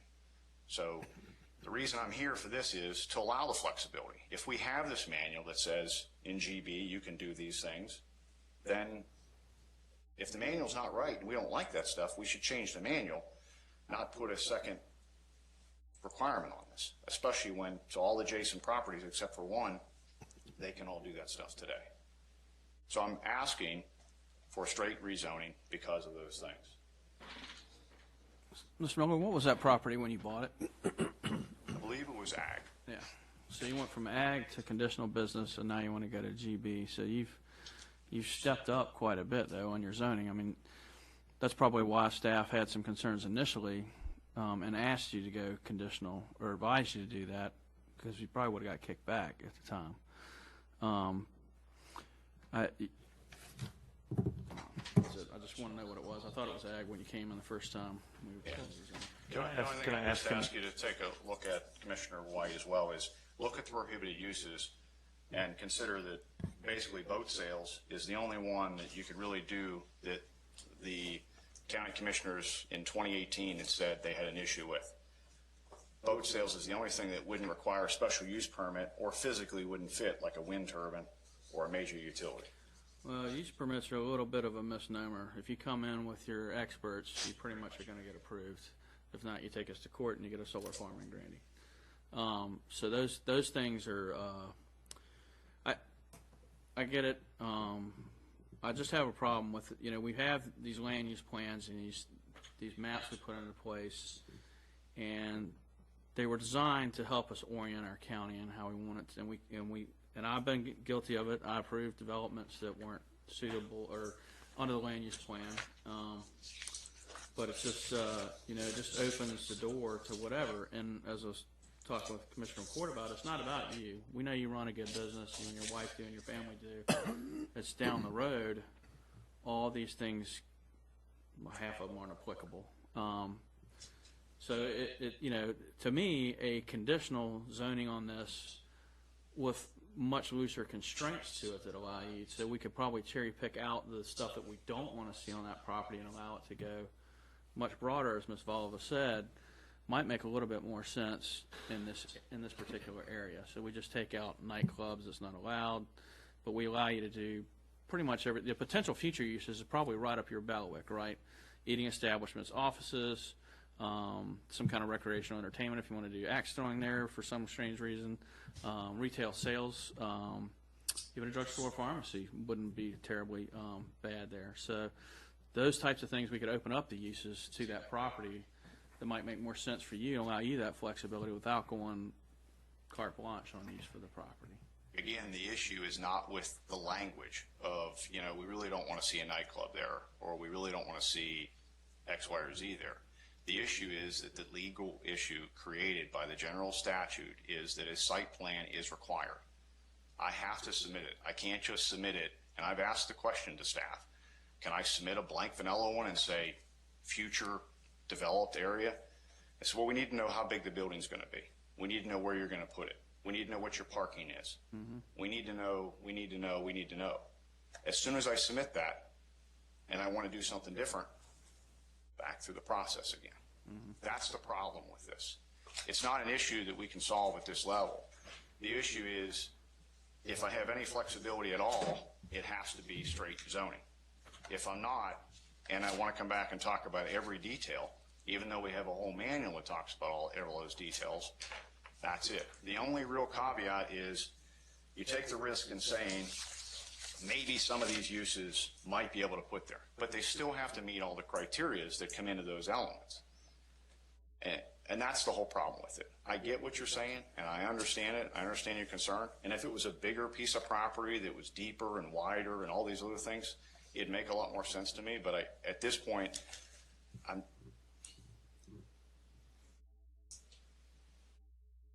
there's just no flexibility with it whatsoever. I mean, I got to come back with every detail. So if I do an office and then I get a phone call that says somebody may want to do it, or I want to put a sign out that says, hey, we'll build a suit. Would you like your office here or something? And they say, well, I need 3,000 square feet. You only got room for 2,000. 5 months going back to the process. It just, it's really difficult. And then when I look at things like we're doing with Currituck Station, and we're going to mix commercial, we're going to mix MXR, we're going to mix PUD. That's by design. That's a whole other animal, though. That was intentional to that area. This area was intended not to be commercial. And we make the argument here, says, well, you're really on a secondary street, and if you follow down right across from the middle school, there's 2 properties that only have access off Survey Road that are straight GB right now, that were rezoned that way when the rezoning went through. And that to me is probably the biggest driver, in that there is a ton of land that is GB. Right. And it's borders his property, and it is right down the road. And, and I don't remember it, whatever. Being able to get out to a traffic light is a lot safer, in my opinion, than punching right out on Currituck Highway. And there's at least 2 other pieces that you can only go that way. Right. And, so, and I remember when you came forward with the conditional, right? And you brought up the point that you can do anything you want to in general business all up and down this road, yet my little piece is being held to a specific, use. And I understand moving from ag in that direction, but I got a problem with, next door can do anything, and, there's a restriction there. Because ultimately, I think you're going to see all that turn into commercial. From where your bakery is out to 168, it is conceivable that all becomes commercial. That all becomes general business. I mean, it's landlocked, so yeah, probably. Let me, Miss Anderson attended the meeting in November. If my memory is correct, it's a family member that she owns the property, and I don't see any objection. She owns the property next to you. That's the other. It's agricultural to the towards 168. Yeah, that's okay. That's what I thought. And she is she had no objection to it. Ms. Flora had she owns the GB behind me, or behind. I shouldn't say me. It's owned in a business, but yeah. I've got my notes here. I can provide you. Yeah, I'm reading I read what they said, the questions as far as, it looks like you answered what their concerns were in the ditch behind LJ Beaner's and all that other stuff, which you had no objection to. You have the equipment to be able to clean it out. Right, we did it. You've done it before. We did it in November, I think, is when we did it. I went through and cleaned it out.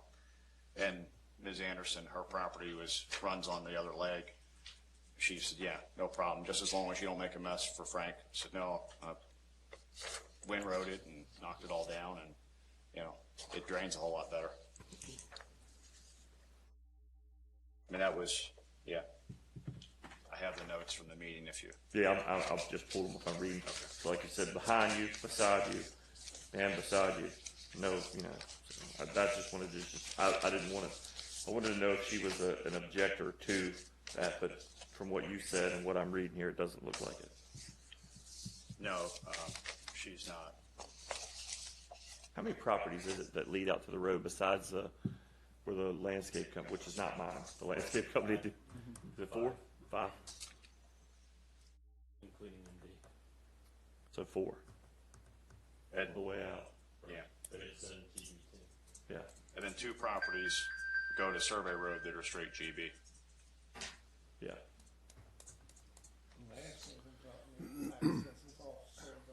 Survey Road too. I don't own that. State You that. just stay there.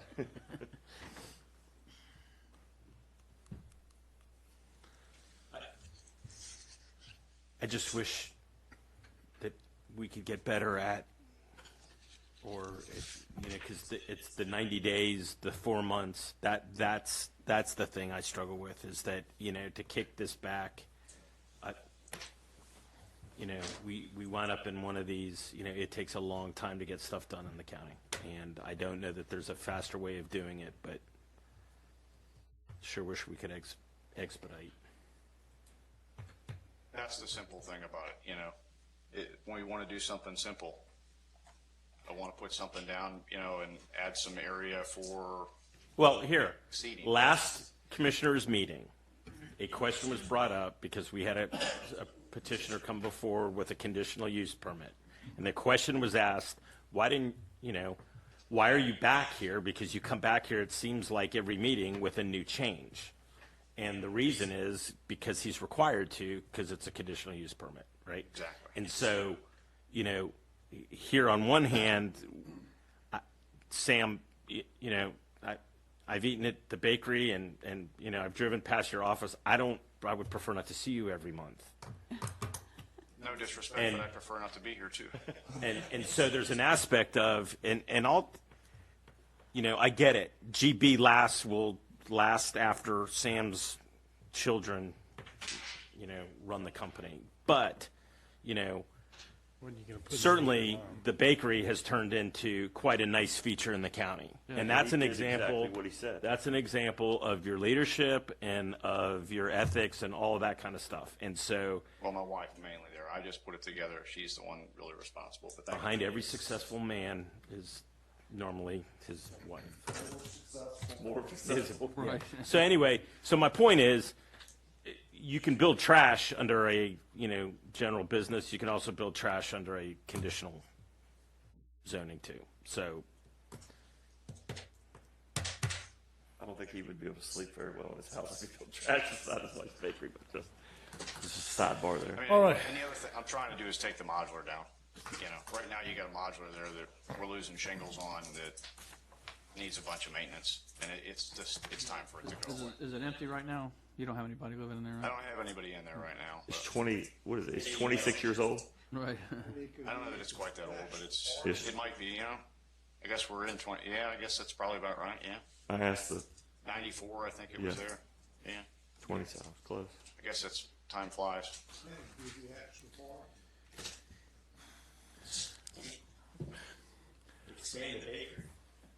All right, do we have any further questions for Mr. Miller from this board regarding this right now? If none, Mr. Miller, if you're complete, thank you, sir. And Thank you. I'm going to go ahead and then open the floor up for public hearing. I do not have anyone signed up for public hearing. Anyone who wishes to speak on this is not here. Okay, seeing none coming up, I'm going to go ahead and close the public hearing on PB 20-3. And then I'll open the floor for a motion. Mr. Chairman, I want to move to approve PD 20-23 because the request is consistent with the land use plan and policy CD1 and the Moyoc Small Area Plan policy CC2 and ST2.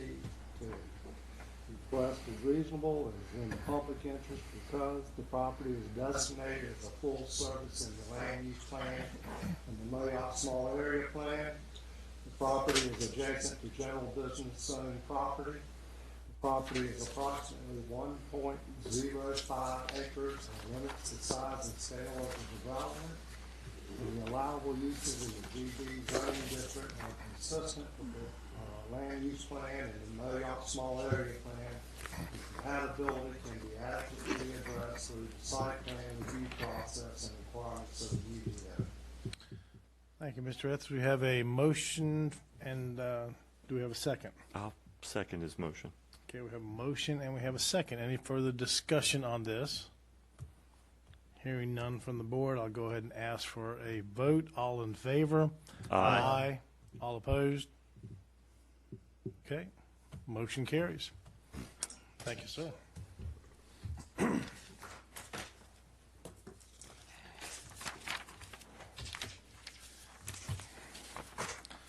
Okay, next item under public hearings, item B, PB 20-19, Bizzle Professional Group request for an amendment to the Currituck County Unified Development Ordinance, Chapter 2, Administration, Section 2.4.8.d, Minor Subdivision, Chapter 6, Subdivision and Infrastructure Standards, Section 6.2.1, Street Standards, on Section 6.2.3, Utility Standards to simplify the approval process, design standards, and defer infrastructure installations for non-residential subdivisions containing 3 or fewer lots. I believe we have Ms. Volber presenting this again. Having a conversation Oh. here about the agenda, yeah. Can we get just a 5-minute recess, Mr. Chairman? Sounds good. Okay, well then the board will take a 5-minute recess till we get ready for the next item. Be back 5 minutes, thank you.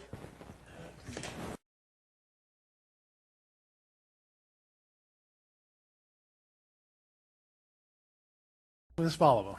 Yes, we've had a slight modification to the title. There's been a few changes that we made along the way in working with the applicant with this, but on the screen you have before you, previously it stated that this would be applied to non-residential subdivisions of 4 or fewer lots. The request before you tonight is 3 or fewer lots, and we'll get into discussing why that changed. That's the purpose of the recess, so. Okay. Thank you. So this request before you tonight is a text amendment application that was submitted by Bizzle Professional Group, and it's designed to establish a process and review standards for approving non-residential minor subdivisions. And as defined, a non-residential minor subdivision would be a division of property into 3 or fewer lots located in the GB zoning district with state road frontage and intended for non-residential land uses. The proposed language also includes elements involving timing of infrastructure installation. That includes water, sewer, roads, access improvements, as well as landscaping buffers and stormwater improvements.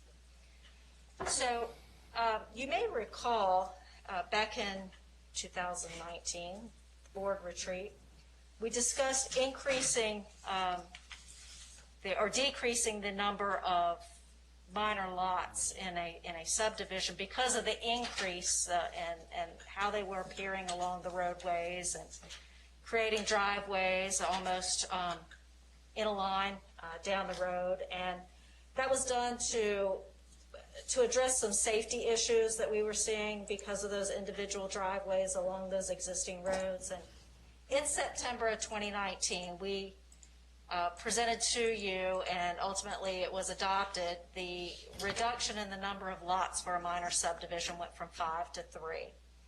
And also this had the ability of reducing the number of driveways because we required all lots in a minor subdivision to have an internal access road and access to be provided from that road.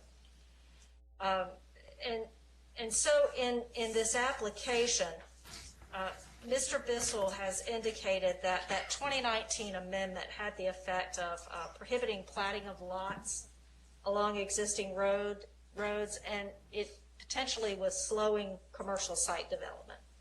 And the applicant's statement can be found in your agenda package, page 32. So what we're trying to do is help relax or reduce the requirements, something you were looking for just a moment ago as we were talking about making things a little bit easier. And this application that was submitted by Mr. Bissell is in effect trying to do that. Staff's been working with him since the initial application to try to address the conflicts that we found between the ordinance and better align the request with this 2019 amendment. And that was the reason for reducing it from 4 lots down to 3, because 3 lots was what the board established as a minor subdivision with that 2019 amendment. We have included in your agenda packet all of the staff recommended changes as well as the planning board recommended changes. So what you have before you is a complete text amendment that we feel addresses the concerns that we had, as well as addressing the reasons for the text amendment that were provided by the applicant, and hopes to make it easier for non-residential minor subdivisions.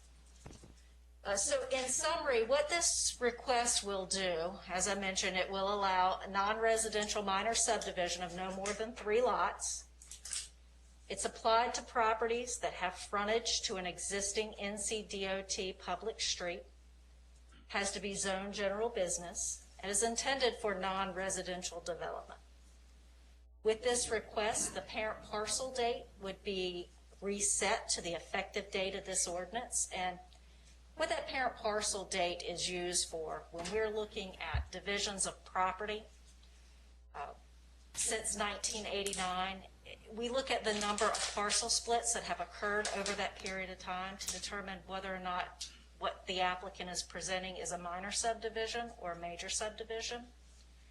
By resetting that date to the date of the adoption of the text amendment, if it is approved, it will allow properties that have GB zoning on the front, that maybe have developed as a residential subdivision in the back, to be able to come forward with a minor subdivision of that GB zone property and allow for a reduced review time, because minor subdivisions are administratively reviewed. It would not have to go through the major subdivision process if there's been a division of this property previously. And it also has, what this would do, it would allow for driveway construction and easements instead of road construction and rights of way. So with the residential type minor subdivisions, they're required to install a right of way and improve the road. With this commercial project, what they'd basically be doing would be installing shared access ways, shared driveways that would extend to adjacent properties that those adjacent properties could access. It would look like a driveway. It would act like a driveway. It would have the appearance of being interconnected parking lots. They would also have individual lot stormwater design. We would be reviewing those on a site plan basis instead of as a subdivision. And the individual lots would have water and sewer, would be evaluated after the subdivision is recorded. It would allow the lot to be recorded, transferred to the new owner, and then before the building permit is approved, they would have to make sure that they've paid the necessary developmental fees for water or sewer if they're connecting to sewer, or obtain the necessary permits from the health department to proceed with construction. And it also would require a general development plan and the recording of a maintenance agreement and easement. And that's important to make sure that everyone is understanding what the responsibilities are and what they're buying into. And that would be done as each individual lot is developed. This would be something, if we were to roll back to prior to September 3rd, 2019, and someone were to come in with a subdivision of property and they had not done any splits from the original parent parcel, they could have done something similar to this. And that's getting to what the applicant was proposing. So to kind of roll back to prior to the adoption of that minor subdivision, but still maintaining the reasons why that minor subdivision amendment was put in place to help control access and to address those driveways that were just appearing up and down the road. And they were shared access, they were not planned. This would require a general development plan to be put in place.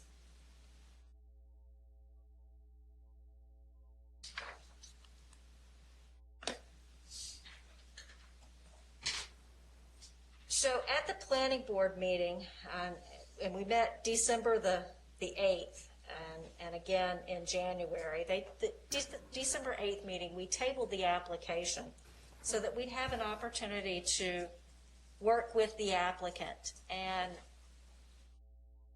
make sure that the request was not creating any conflicts with the language in the ordinance. We did that. We came back to the planning board. The planning board recommended approval with a couple of modifications which have been incorporated into the text amendment that you have before you. And those modifications have more to do with the timing of infrastructure and the maintenance and easements. And the timing of infrastructure would be at building permit application instead of before the use is actually commencing on the lot. So we feel like that with those modifications that we also recommend approval of this request and feel like that it is consistent with the UDO and the County Code of Ordinances. What we found is, again, no direct correlation with the goals and objectives and policies of the land use plan specifically.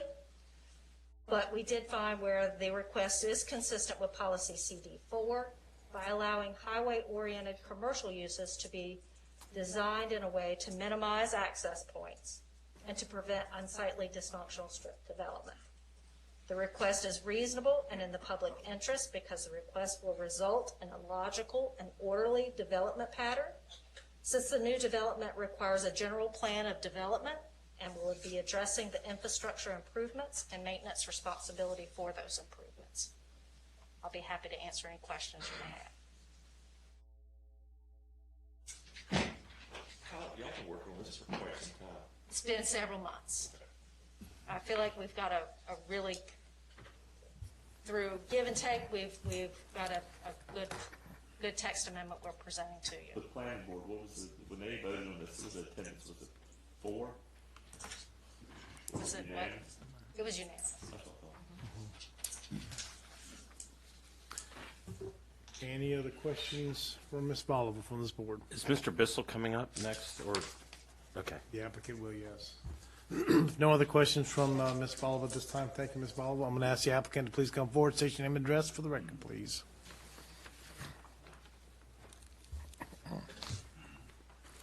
Mr. Chairman, Mark Bissell, 3512 North Currituck Highway in Currituck.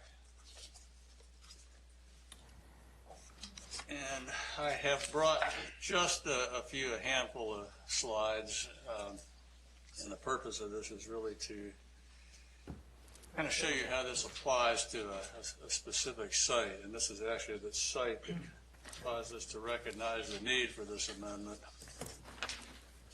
So we have a 5 1/4 roughly acre site at the corner of Currituck Highway and Baxter Lane.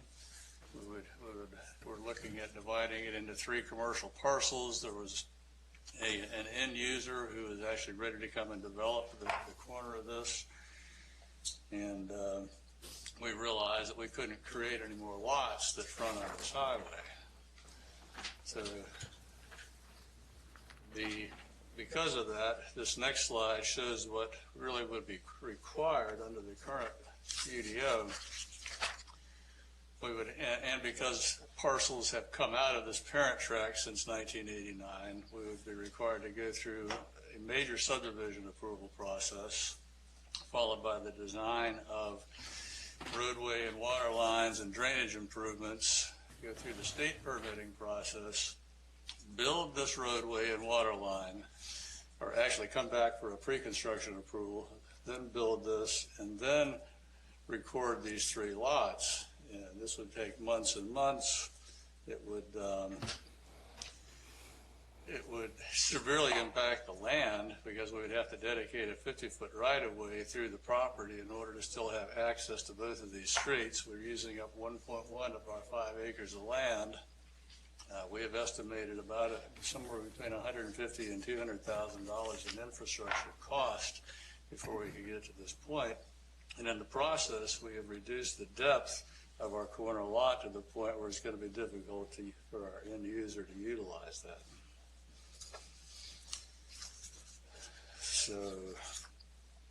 So this text amendment would allow us to identify access points like we show on this plan and provide cross-access easements that would run between the parcels and make sure that everybody has access.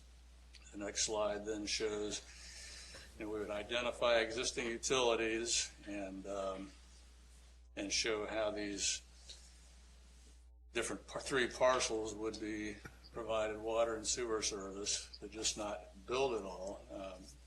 And one of the things, it's different for commercial development than it is for residential because you don't really know until you have an end user what your wastewater demand is. When you do residential development, every house is roughly the same within 1 or 2 bedrooms. But if you could have an office on one parcel, you could have a restaurant on another parcel that requires 10 times the amount of wastewater allocation or has a different fire protection need and so forth. So this doesn't put all that burden on the first lot developer. So we provide a general plan of development, we provide the access locations and cross easements along with the maintenance agreement so that everybody knows what is expected. The seller and the buyers know what's expected. The county staff knows what's expected. We have a recorded agreement, and it basically solves all of these problems. And again, without putting all this burden on the first lot developer and ultimately on the landowner. I'd be glad to answer any questions. I think that we thank staff for working with us to get to this point, and we think we have a text amendment that meets the required need.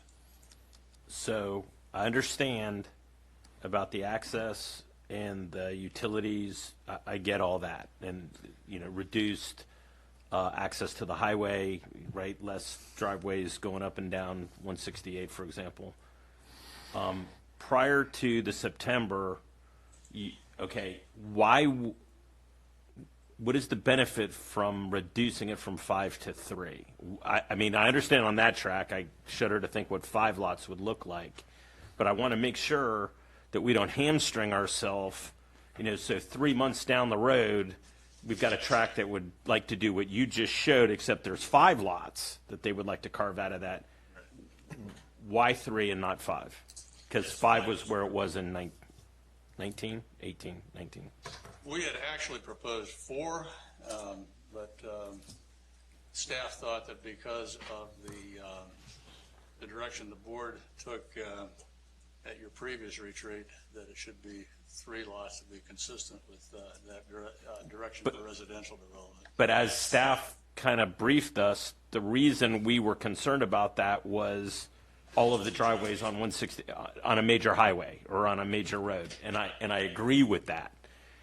But again, in talking to our economic development lead and in the struggles that companies have had here, I want to make sure we don't stop 60% of the down the road. That if and Larry, you may need to throw your 2 cents in, but it was 5.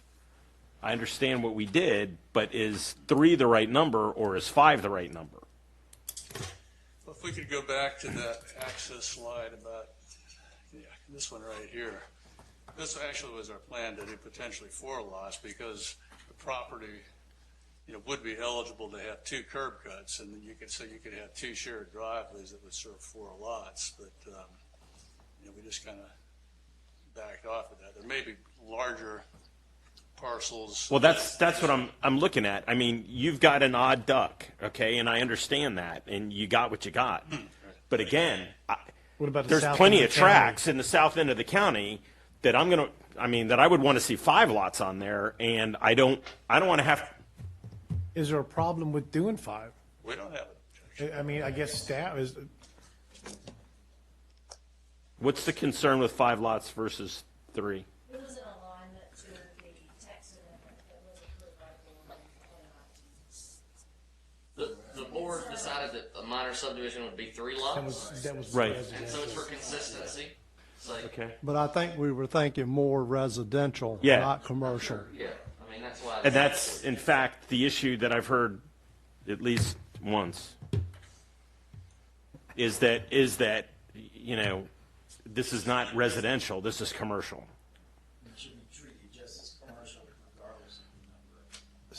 so I guess Larry, then with what you're seeing and who you're talking to and throughout the entire county, the south end and all that, as Commissioner Beaumont's concern was, should we be looking at, if we're going to do this, would you want to step in? I was going to say, Larry, so he can get on the Oh, record. okay, yeah, Larry, please come and state name and address for the record, please, and your position. Okay. Larry Lombardi, Economic Development Director, 863 Drifting Sands Drive. Thank you, sir. I guess you've heard our concerns as our Economic Development Director with potential businesses growth throughout the county. Would it make sense to have a bigger lot than just limited to 3? Well, I think it's going to be a little different than what everybody's thinking, but we seem to always be tied to residential. So we're talking commercial. So really, if it's 5 acres, 3 acres, 10 acres, it should be really based upon the piece of property that they're buying. Because a commercial developer is going to develop every single piece of that property that they can. So I think by having an arbitrary number of 3 or 5, I think we're putting ourselves in a box. So it really should be based upon what the piece of property that they're buying and what's going to be developed in it, not in terms of how many parcels are going will meet the. This is one of our retreat topics, correct? Or is it? No. It's not right now, but it can be if you want it. Well, I thought we were going to talk commercial as one of our topics in the retreat in general, right? What is our approach? Because I've heard, and granted, we only hear the unpleasant stories, but, we need to try and figure out how to help commercial. We talk it, right? We claim it, but. Well, we're. Actions speak louder than Are you words. saying that you would be more sort of cut per parcel rather than doing these? Minimum number of, Yes. Is that what you're okay? Yeah, let's say it's 5 acres that they have here roughly. Well, it says 5 acre lots. I mean, for instance, you would, rather than doing shared entry for common areas, which is what they're basically suggesting, you would rather see an individual cut for each business? No, not necessarily. I'm just talking about the actual land. I'm not talking about the number of cuts coming off You're the saying highway. that anytime we name a number, that number is probably not going to, may very well, easily, there's going to be exceptions. So I guess my thoughts are, if we're going to come up with a cookie cutter tonight, right, why 3, let's go 5, right? Because again, that goes back to original. And I understand why we reduced that, and that was because of access onto the highway. But through mutual access, that could be prevented. But I think we need to add commercial in general, and what's our approach going to be with a larger tract? Because, a 20-acre tract that you can cut into 5 pieces is going to be hard. Well, that's a different animal.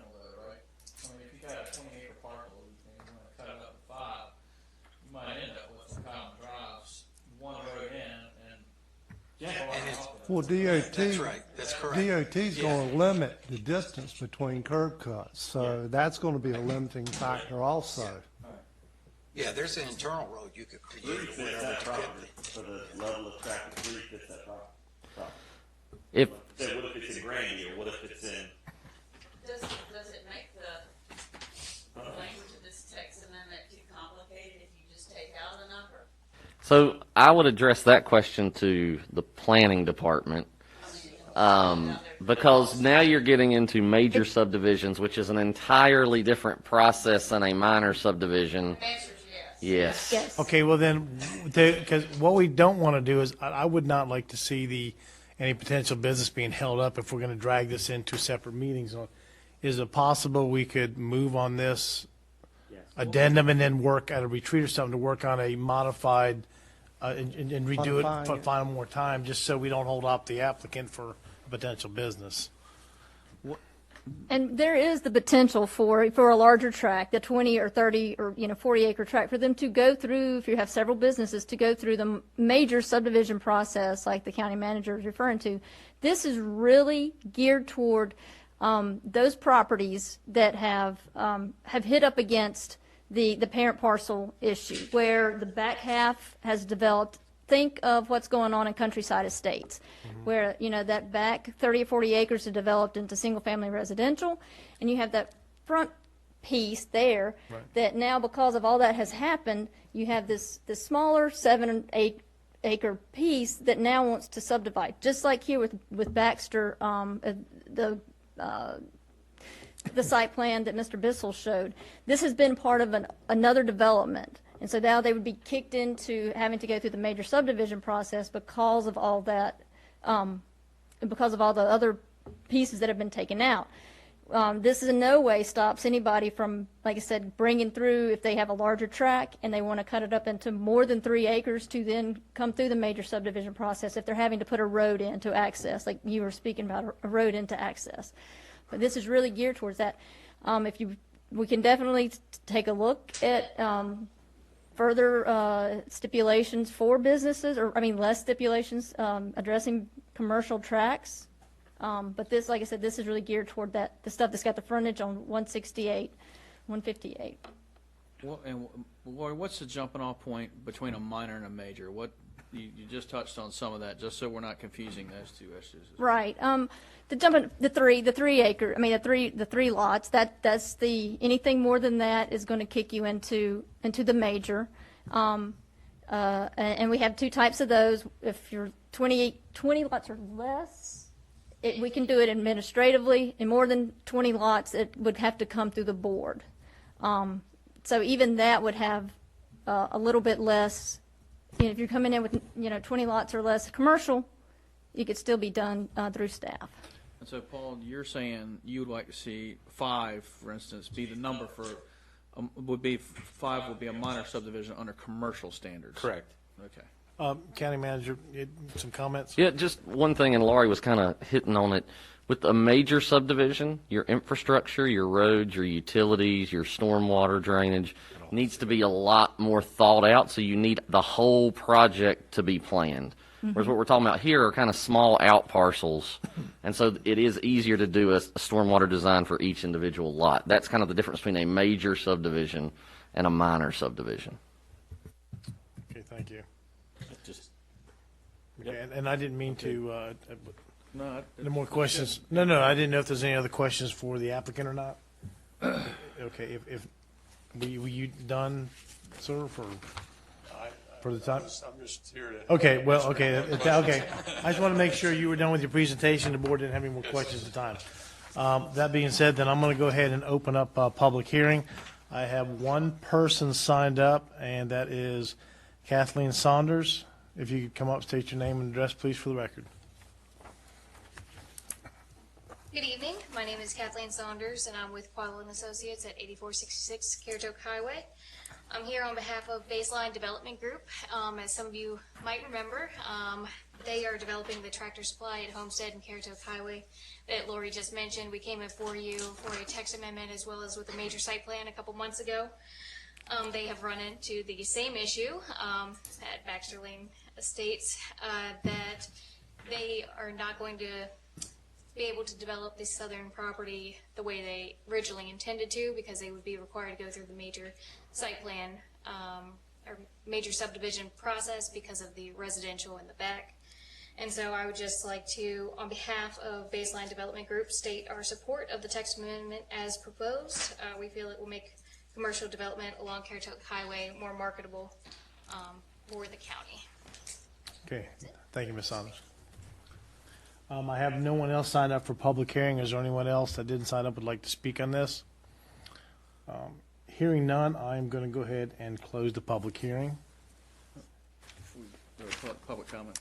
Excuse- You can just close the public comment. Yeah, public comment on here. Okay. Yep. Ike, if we went up from 3 to 5, does that constitute a big enough change that we have to bring this back through again? I think that would constitute a significant enough change to require it to come back through. Okay.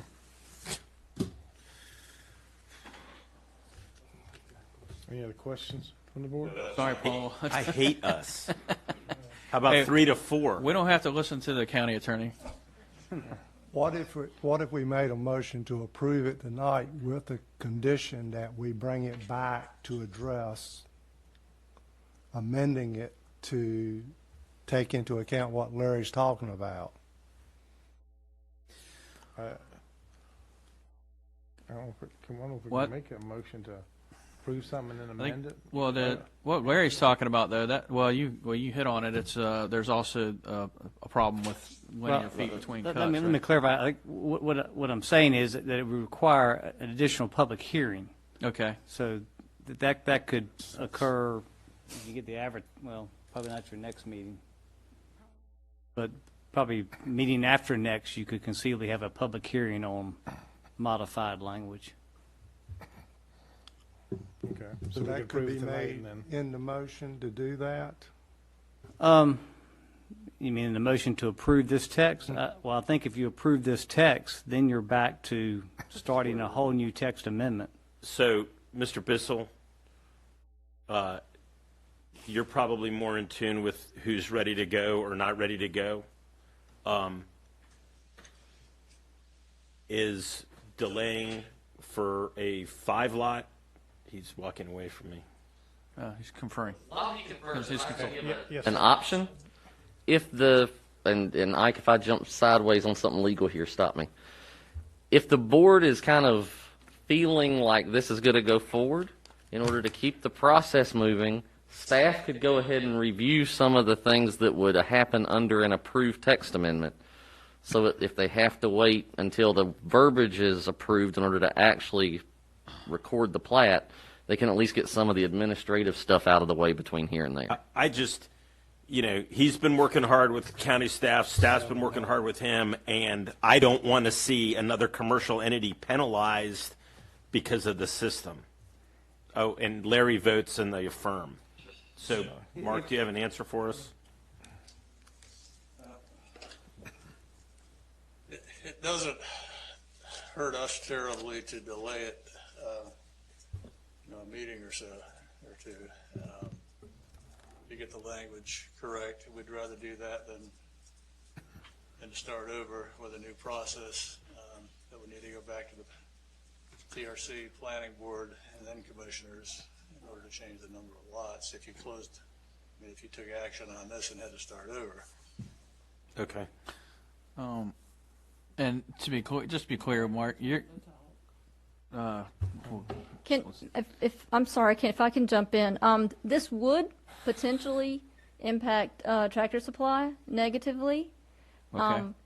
And I hope I'm not overstepping, but if you guys are, if the board's leaning towards approval, I would really suggest you keep on that, and then we can discuss at the retreat some of these issues and give us time to vet this.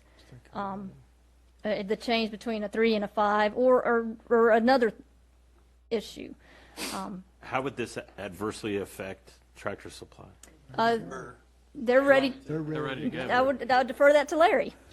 They were ready to go today, but because of if this text amendment did not get passed by the board, it will delay and may delay the project even longer because they were looking to start today, but if this gets passed, they could start at the end of this month and be open by July.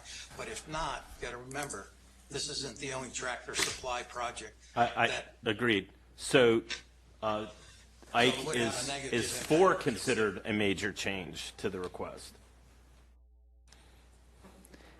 As we dance in the rain. Yeah, well, That should, I think I would suggest that you adopt the text amendment as presented, and then you can come back through Okay. with another amendment. all right, so that being the case, any other questions for this board then? If that's okay, then I'm going to ask this board for a motion.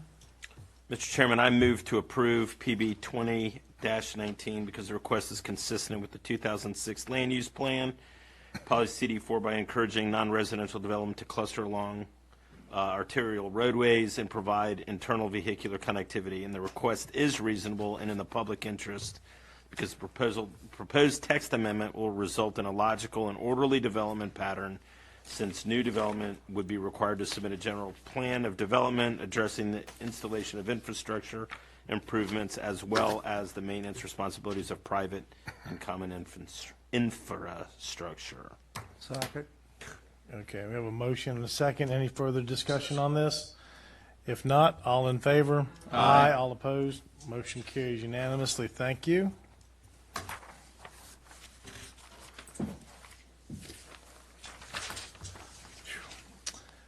All right, next item on the agenda is public hearings number C, PB 20-25, Currituck County Stormwater BMP text amendment. This text amendment will revise Chapter 7, Section 3.4.B.2 to require new major subdivision stormwater infrastructure be designed for a 12-inch rain event over a 24-hour period.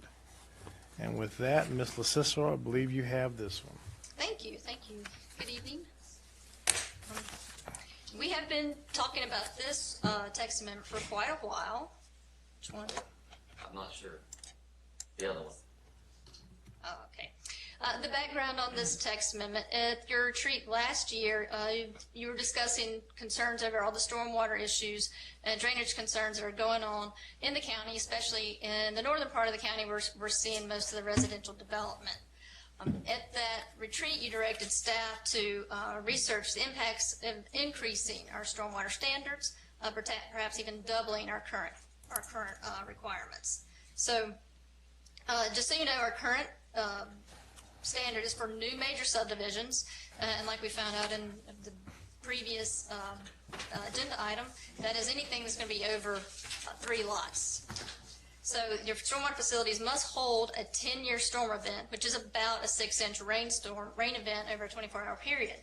The release rate of a pre-development wooded site is a 2-year storm event, which is a 3-inch rain. So you got to hold a 6-inch rain and release at the rate of a 3-inch rain.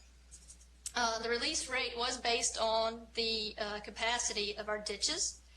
And these numbers, we're talking about this very specific to the Moyock area. We get this data from NOAA, the 24, when we talk about the rain events, the 6-inch rain is about a 10-year storm. But that data is very specific to the Moyock area.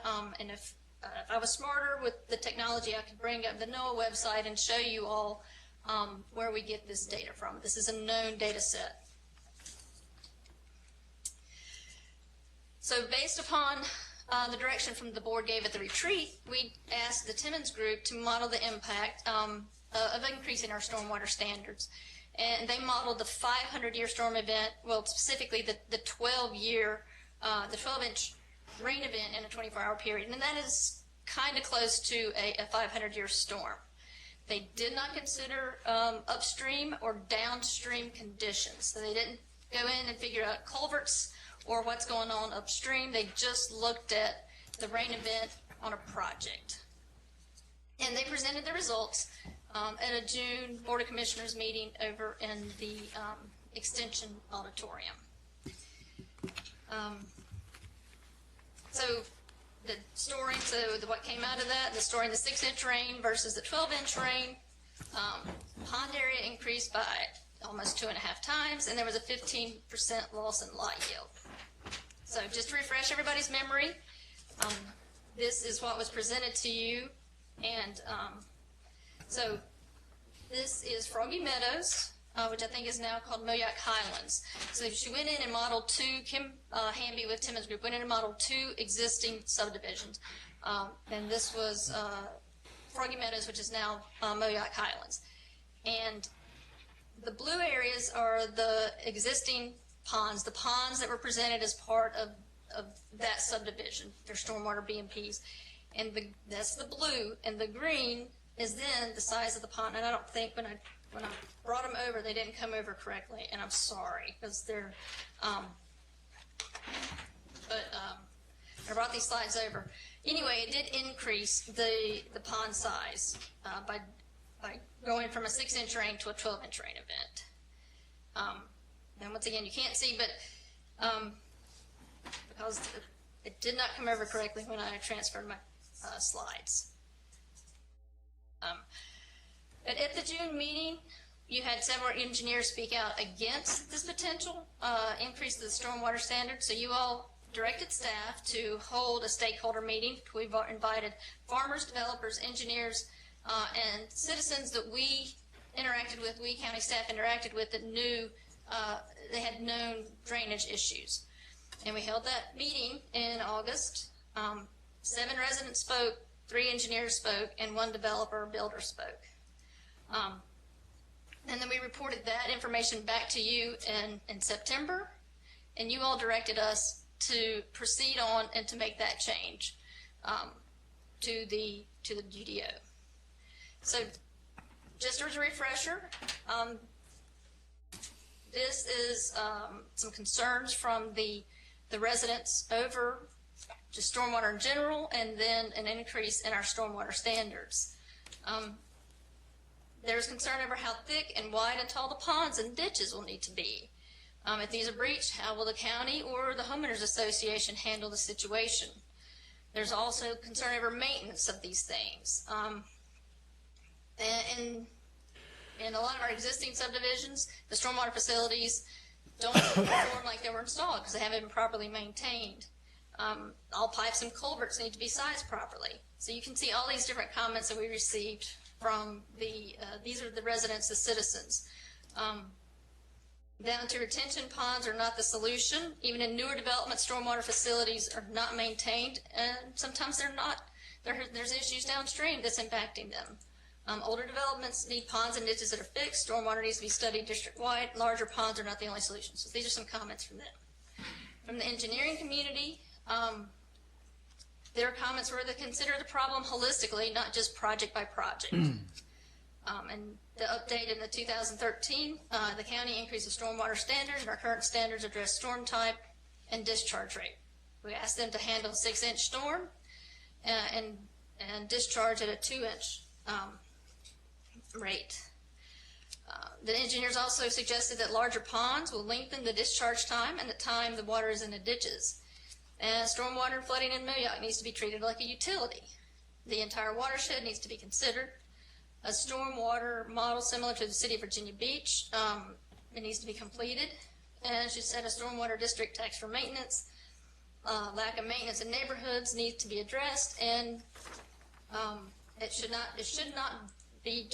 be the HOA and the POAs and not just the county that this solution is looking forward. And here's the feedback from the developer builder that came and spoke, but heavier storms and ponds are the heavier storms to the ponds are feeling faster, and sometimes the people and the HOA, POA haven't been properly educated, and they don't seem to understand the responsibility of maintaining stormwater facilities. A 12-inch pond will cause more discharge, and that's a bad idea. And these are all things that you've seen when we went over at the work session. So this is a very simple language change, but this is going to have impacts on our development. So before you is the actual change to the text, is that the major stormwater subject to these standards, major subdivisions subject to these standards shall implement adequate stormwater practices to reduce the post-development peak discharge. So instead of a 10-year storm with a 24-hour event, we're changing it to a 12-inch, 24-hour storm event down to the pre-development discharge rate for the 24-hour storm event with a 2-year recurrence. So instead of a 10-year storm, essentially, that we ask them to design for, we're going to be asking them to design to a 5-year storm and discharge rate at the same time. So, with that, very simple, straightforward language change, but it has huge impacts. Yes. To a 5 or 10 year to A 10-year to a 500. okay. So we're going from a 6-inch rain event every 24-hour period to having to design for a 12-inch rain event over a 24-hour period. Okay. So, and you can use either the amount of in inches or the year. And after conferring with the county engineer, we changed that language to do the amount in inches over a 24-hour period. So staff does recommend approval of this text amendment because it is consistent with the land use plan vision statement, where we will strive to maintain and enhance the quality of life within our communities for present and future generations by providing sound transportation planning and water, waste, and stormwater services for a growing population. In policy WQ3, Currituck County supports policies, plans, and action that help protect water quality of the county's estuarine system by preventing soil erosion and sedimentation by controlling the quantity and quality of stormwater runoff. Policy WQ4, runoff and drainage from development, forestry, and agricultural activities shall be of a quality and quantity as near to natural conditions as possible. Post-development runoff shall not exceed pre-development volumes. And the request is reasonable and in the public interest because it is consistent with the vision statement and policies within the land use plan.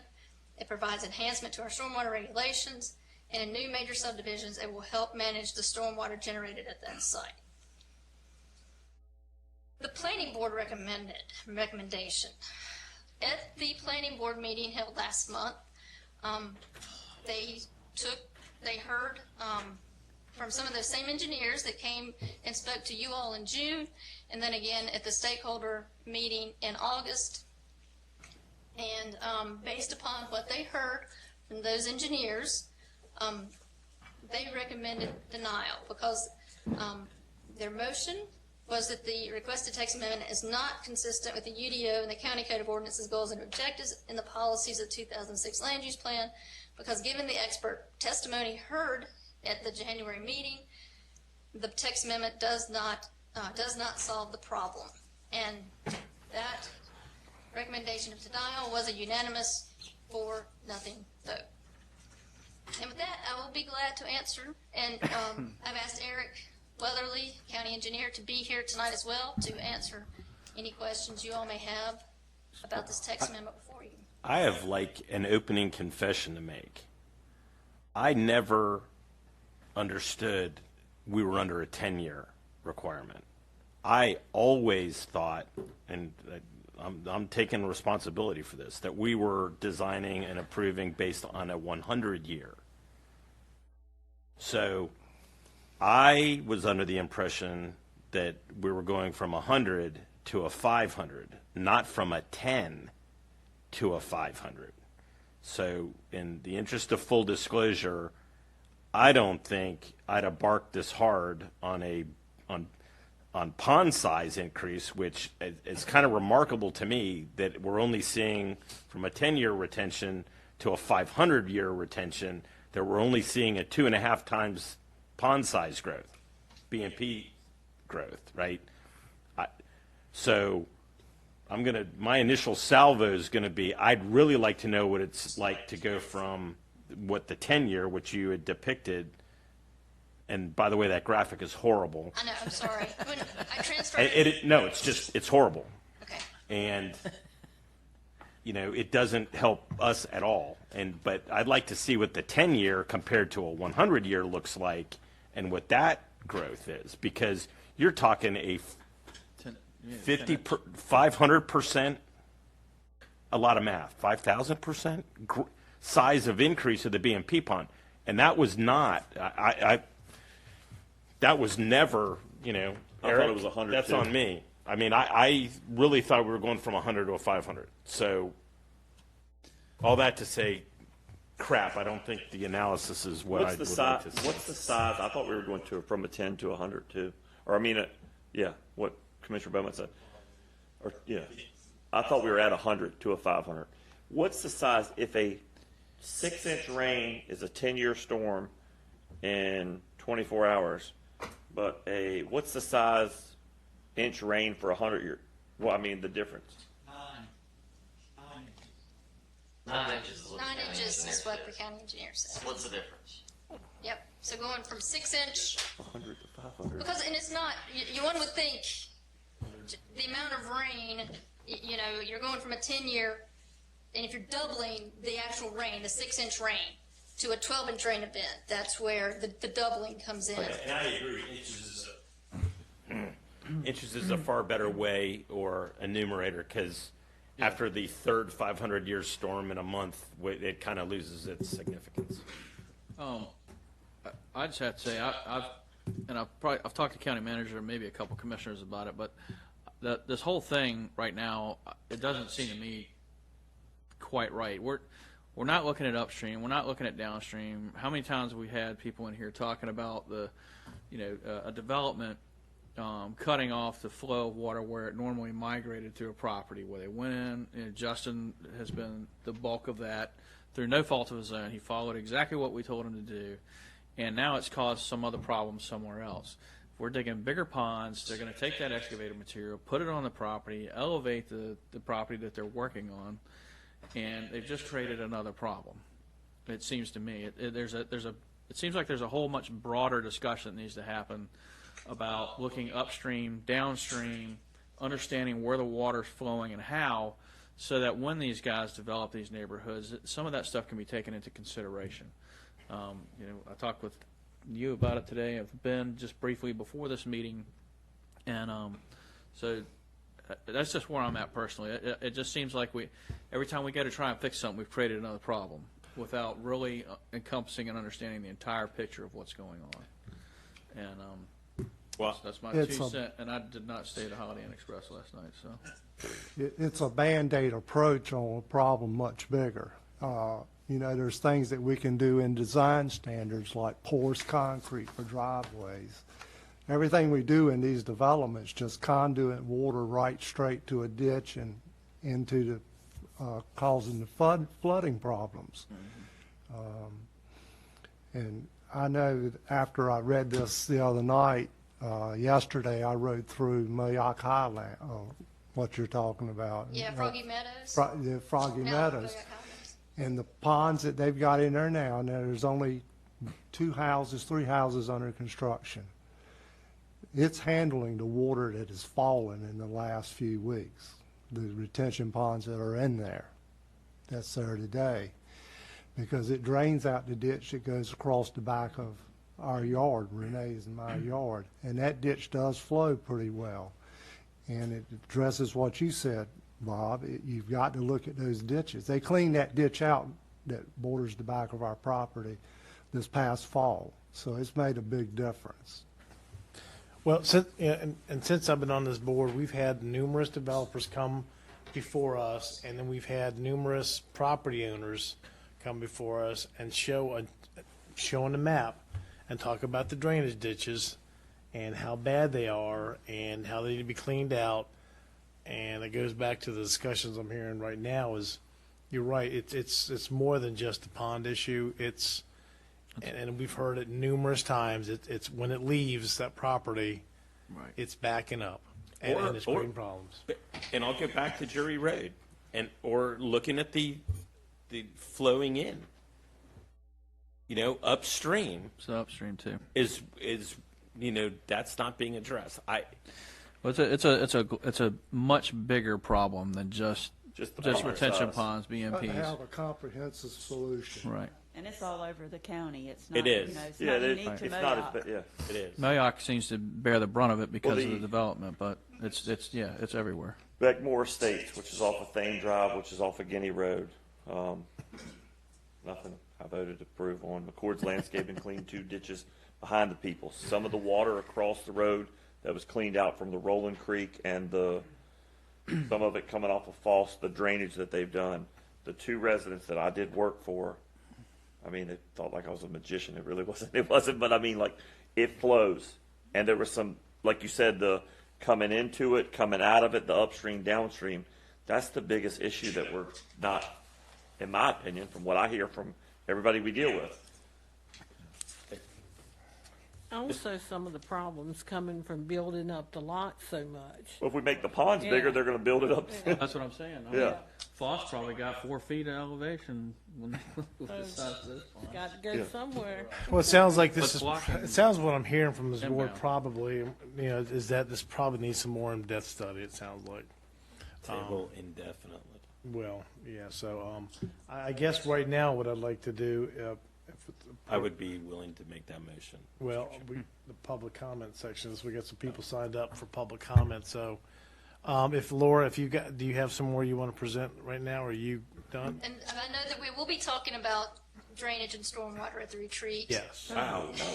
Imagine that. What a coincidence. Another All right, year well, of then that. That's only been the topic for the last ever. We're going to be doing reverse let me- Owen was on the board 60 years ago. Okay, then I'm going to just ask this board, if there's no more questions right now, I'm going to open up the public comment section so we can hear some of the people that have signed up for public comment then. And thank you, Mr. Cicero. And under public comment, I have 2 people signed up. I have Andy Deal. Is that correct? Sir. If you could state your name and address, please, for the record.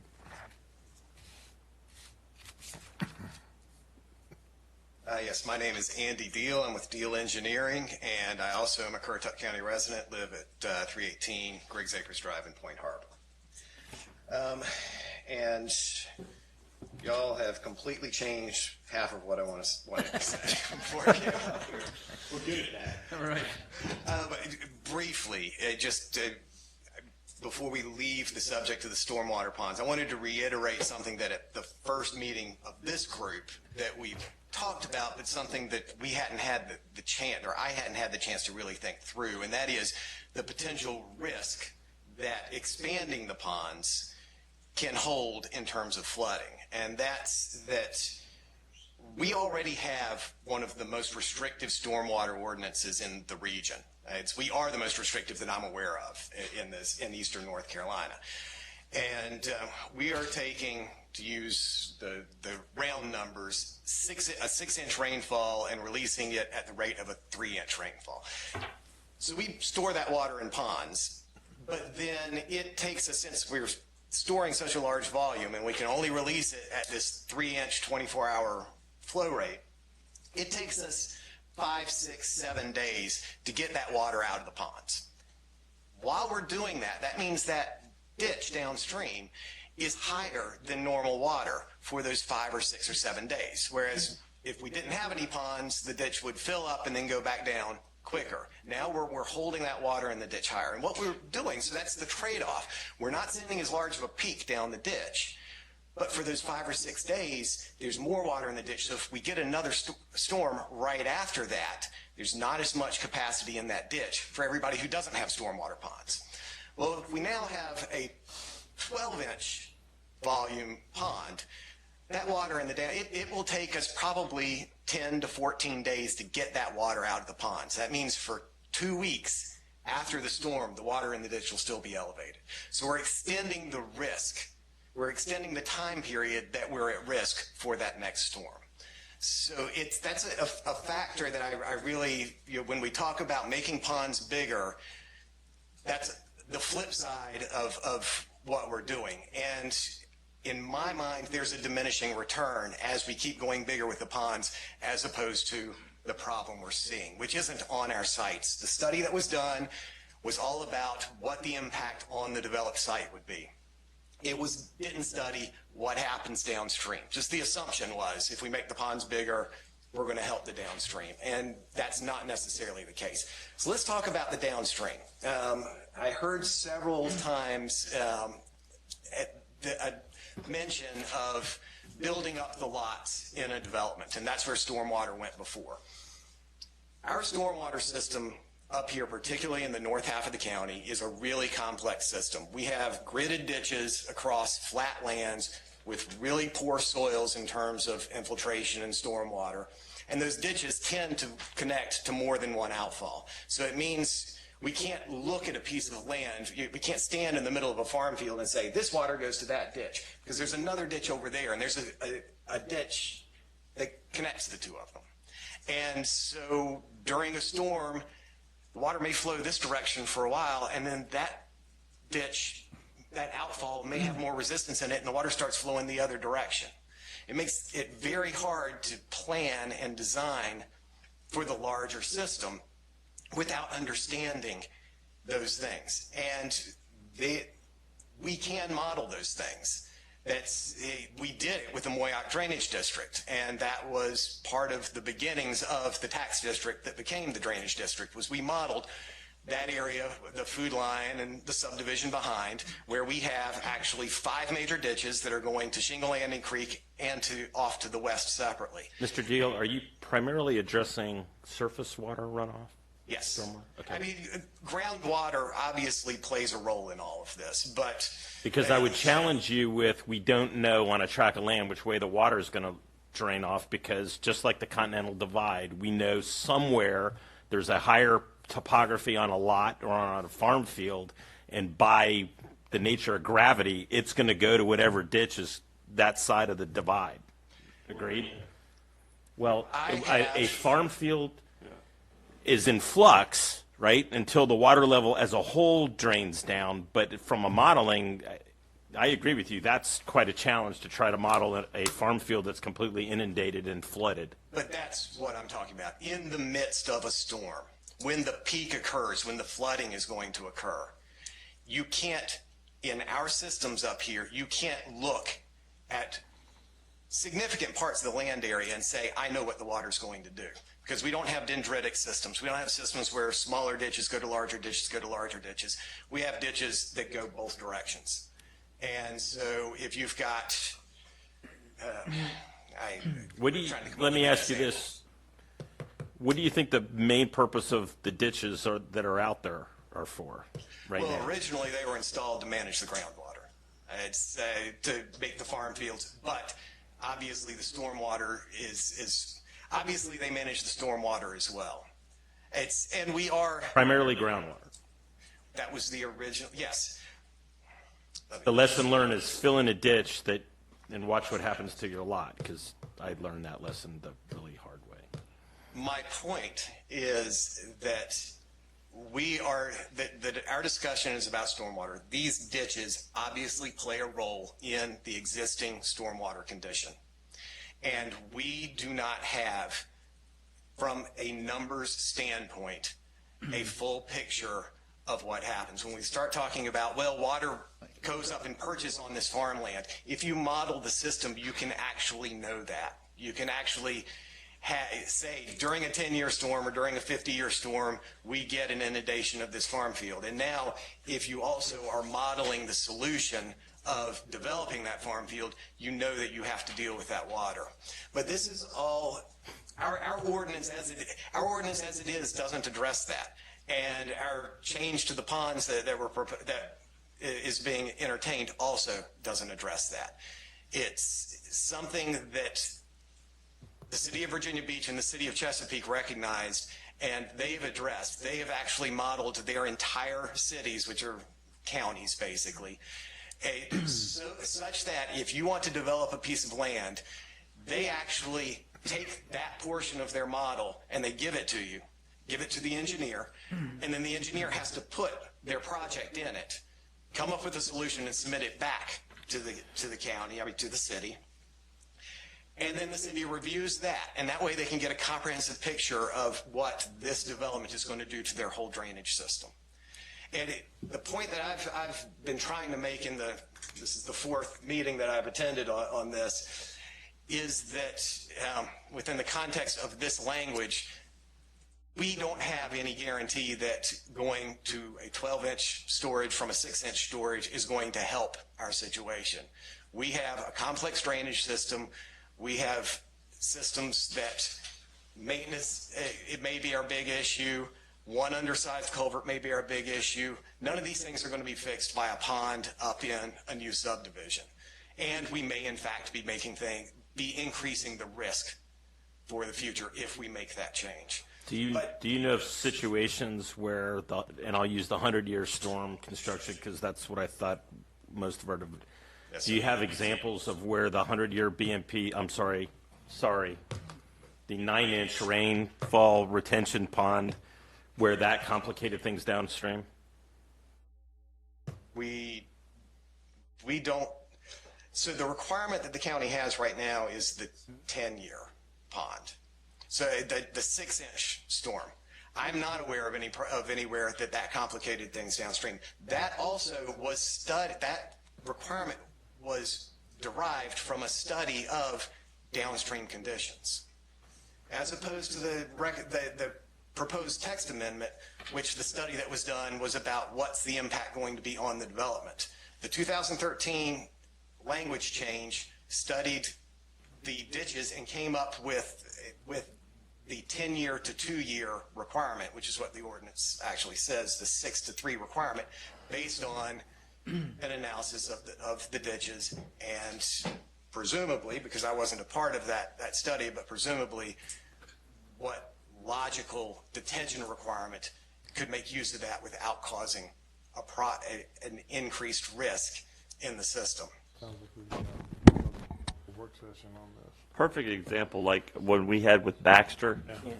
When Quibel and Associates, when he spoke and they agreed to the terms, the upstream, downstream, when they took appliances and a vehicle and a truck out of the ditch, the water on Baxter, Mr. Morales hasn't been here in a while. It flows a lot better when the downstream, when you get a vehicle out of it and some appliances. He can attest. It was a truck. I apologize. I'm going to have to sit down, guys. Okay, no worries. Thank you, Mr. Deal.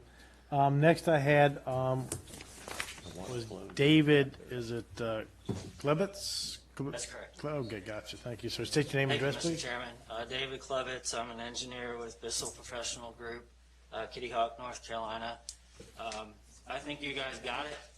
I liked that you guys said the word comprehensive. I'm not going to repeat all the stuff that Andy just said, but my point from the beginning in the June meeting, at the community meeting, at the planning board was this is not the solution. The county needs to come up with a comprehensive study and plan to manage the entire watershed. That is the answer. So I'm not going to say anything else other than I hope you guys go down that road, and I hope that you do it right, that you get the people that know how to do this stuff and you do it right, and not just piecemeal and Band-Aids the way it's been done for the last, 10 or 15 years. So There's a reason why people move down here from Virginia Beach and Chesapeake, just so you know. I understand that, but, if we become like them, well, we don't have to worry about that anymore. Keep getting the points on us. Just saying. All right, thank you, sir. Yeah, thank you. Appreciate that. That's all I had signed up for the public comments. Is there anyone else who wanted to speak on this that's not signed up? Hearing from none, I'm going to close the public comment on this, and I'll ask the board. Chairman, I move that we table this issue again because I would suggest we just deny it. I'm sorry, we'll deny it. Just deny it, and let's have a lot more Chairman, discussion. I move to deny this based on expert testimony. I'll second his motion to deny it. I don't have to. Oh, he's got to read it. Okay, fine. It's actually our application, so you could just withdraw it. I like that so much better. go. I move to withdraw our application, and we need to do a better job applying and Okay, thinking. I have a motion for withdrawal. Do I have a I'll second? second his motion. Okay, we have a motion and a second. Is there any further discussion? If not, I'll ask for a vote. All in favor? Aye. All opposed? Motion carries. Thank you. Okay. All right. Next on public hearing is item D, public hearing and consideration of lease of county property held for economic development purposes to Truck Accessory Center, Moyock, North Carolina. I believe our attorney, Ike McCree, has this one. Mr. Chairman, at your last meeting, you adopted a resolution that set aside approximately a little over an acre of county-owned property located behind the County Visitor Center in Moyoc as property held for economic development purposes. That then allowed the county to enter into private negotiation with an adjacent property owner, Truck Accessory Center, to lease that property for purposes of Truck Accessory Center's location of its recreational vehicle inventory. That, of course, is being done under the authority of Chapter 158 of the General Statutes related to economic development. So before you tonight is the lease agreement between the county and Truck Accessory Center for the lease of that just over 1 acre area of county-owned property held now for economic development purposes. The critical terms of the lease agreement would be as follows. The term would be an initial 2-year term with the ability for the lessee to renew 7 times for a total of 16 years of lease. The purpose again would be for storage of recreational vehicle inventory of Truck Accessory Center, and the lease amount would be $18,000 per year paid by December 31st of each year of the lease term. And finally, there is the ability for either party, upon 30 days notice to the other, to terminate the lease agreement. After public hearing, you may consider adoption of this lease agreement, which staff recommends for your approval. I'd be glad to answer any questions. Any questions for our county attorney? Thank you, Mr. McCree. I do have yes, a sir, question. Is it possible that we could take the lease amount and put into a fund for economic development purposes, designate the lease payment? You could certainly, I mean, it's going to go to the general fund, so you can appropriate the money to whatever line item you see fit. Or if you want to make I guess a reserve fund. From a financial standpoint, the best thing would just be to let it go into the general fund, and then as we do the budget each year, if you have economic development things, or whenever we have economic development incentives that come before the board, you can use fund balance to do that. But I don't know that I would carve out a whole separate fund just for that purpose. Well, the reason I ask, I don't know who might be sitting here 8 years from now, and it'd be a way of having a fund for economic development purposes. Are you misbehaving, Kevin? No, I just told him he'd be there. Okay, all right, let's stay focused here, please. Been a long day. All right, so any other questions for Mr. McCree? Okay, thank you, Mr. McCree. Okay, I'm going to open the floor for public comment. There was no one signed up to speak on this. Anyone in the audience wish to speak on this? Seeing none, I'm going to close the public comment and ask the board for a motion. I move the resolution be adopted. I have a motion, and I have a second from Commissioner Jarvis. Any further discussion? Okay, all in favor? Aye. All opposed? Motion carries. Thank you. Okay. The next item is old business, and that would be PB 84-11, Corolla Light PUD Phase 11 Outer Banks Venture submitted an amended sketch plan use permit application to allocate 8 residential units to Phase 11 located at 1099 Ocean Trail in Corolla. And I believe the board, if they have any questions, we can ask any further questions of the applicant prior to taking the action on this. Do we have any discussions from the board or comments? I might, Mr. Chairman, I would ask the applicant maybe to come up so when we go through this as these conditions that they have seen them, but they may have some questions or make sure that they're amenable to a motion. And then I'll ask the county attorney. Last time this was a quasi judicial. Are they? Did that have to be sworn in or anything? No, you have ended your evidentiary phase, and now you're just in your decision. Gotcha. Right. Okay. So thank you. As I said at the last meeting, I had to think about this one for a little while. It's a little bit of an odd duck. I think we can all agree on that. But as I thought about the county and went around the county, a lot of things occurred to me, and that's how much we deal with utility uses in our neighborhoods and in our daily lives. And in Moyock, we have a sewage treatment plant in the middle of a golf course community. And Corolla specifically, Monterey Pines, the apartments that are there, both adjoining properties right behind it are sewage treatment plant, a spray field. Granted, they're not the same piece of dirt, but that's just a line on a map. They're literally out their back door off their back deck. Corolla Light Town Center, right out my back door when I was there, had a sewage plant literally 10 feet from the edge of the parking lot. We have them in neighborhoods. They're everywhere.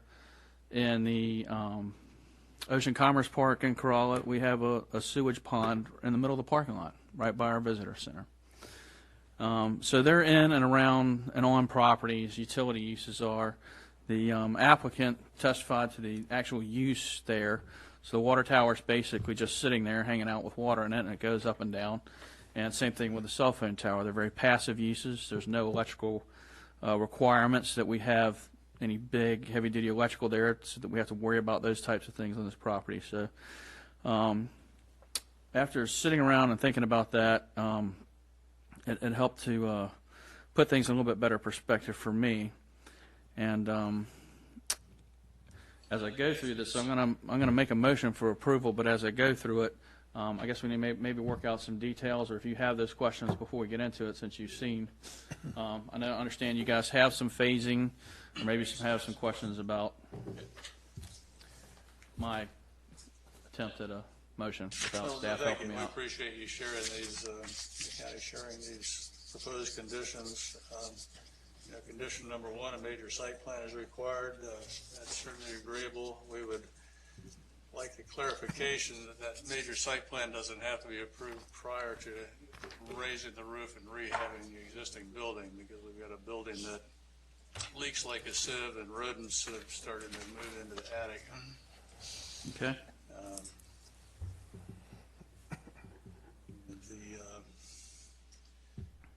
The site certainly will be developed in substantial conformance.